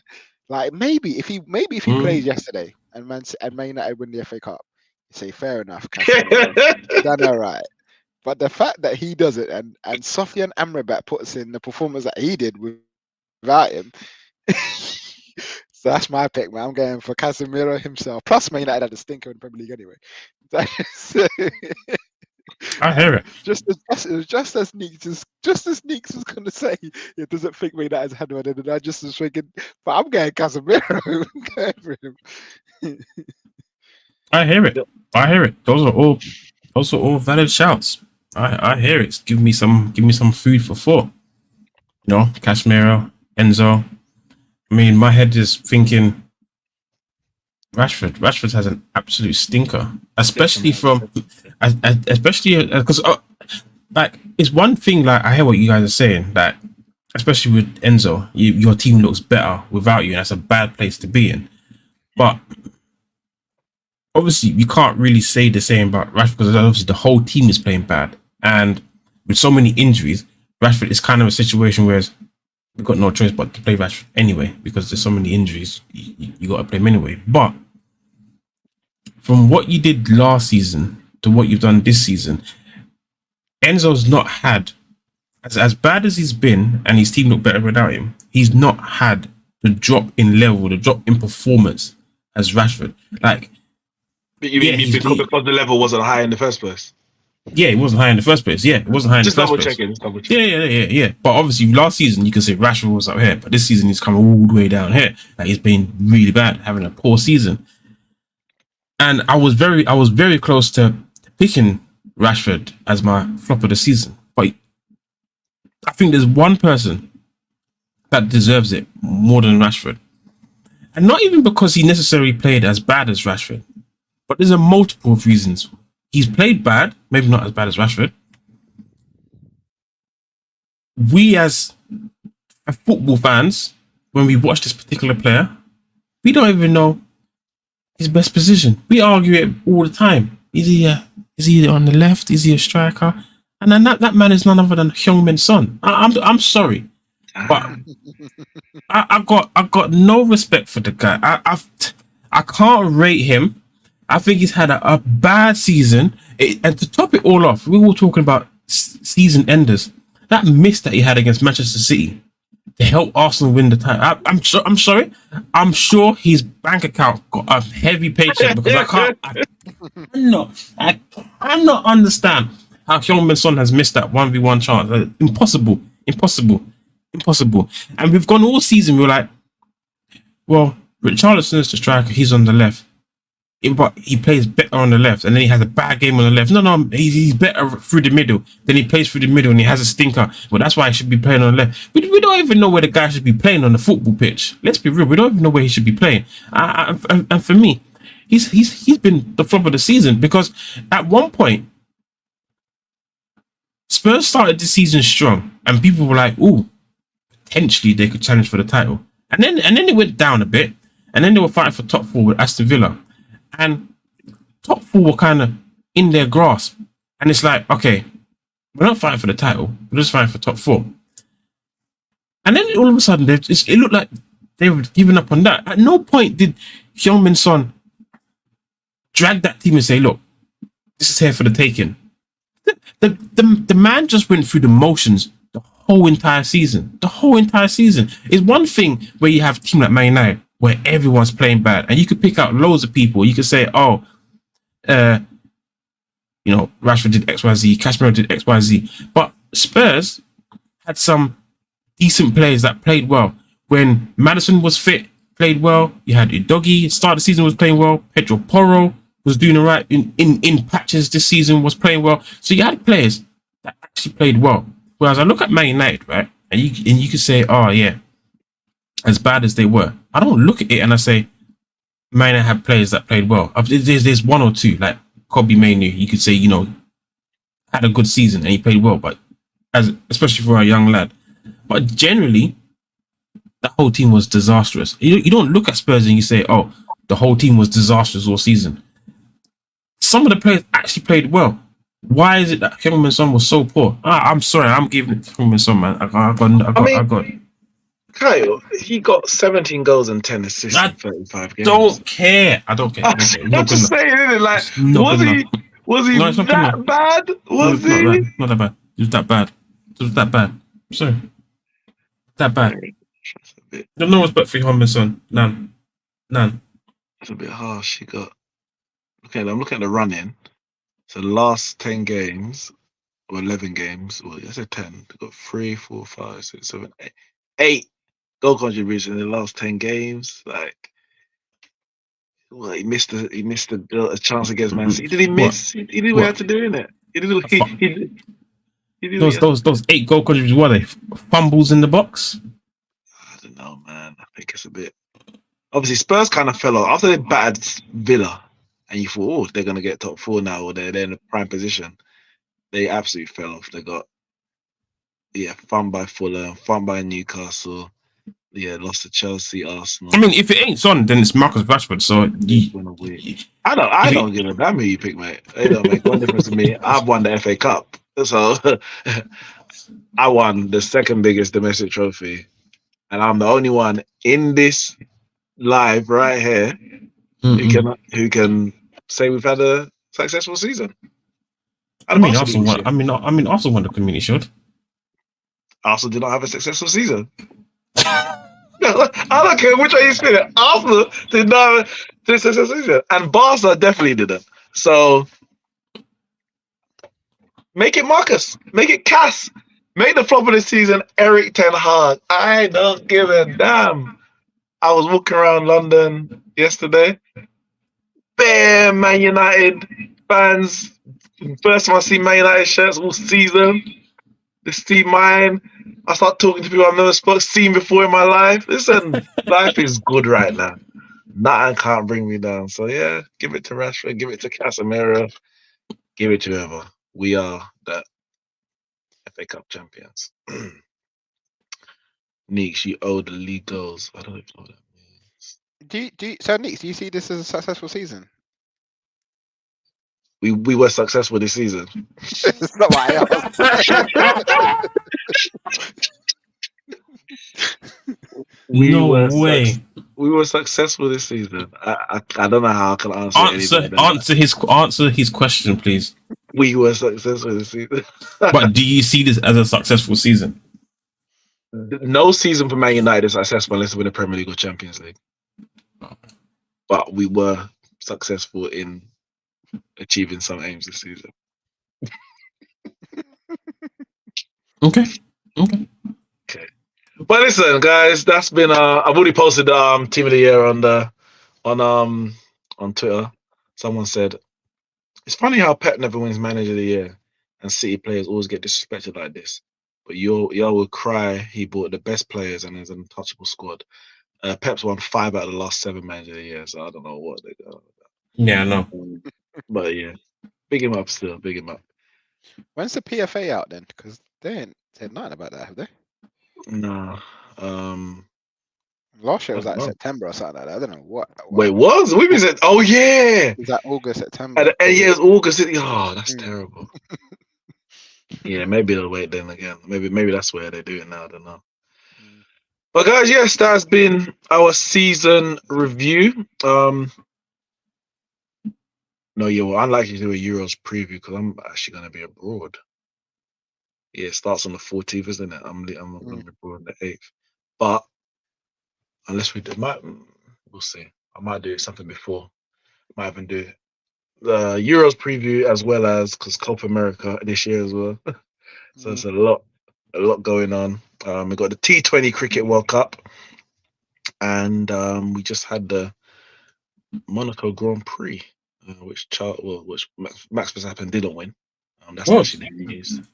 For another stream, but the tides might actually be turning. You know. I was going to ask Kyle, have we got a title race? The Red Bull car wasn't very strong. It wasn't very strong, and I mean I know it's Monaco because you can't really overtake on Monaco, but that Red Bull car, I mean, and it shows the fact that Max qualified where he did, and Perez got knocked out in Q1. Like the Red Bull car's not as strong as it was. It's not as dominant, and I think I think it may get even closer. It may even get even a faster car next year because of the rule change. But we already know that Red Bull kind of heavily invested into next year's car anyway. So maybe they thought they had too much already coming into this season.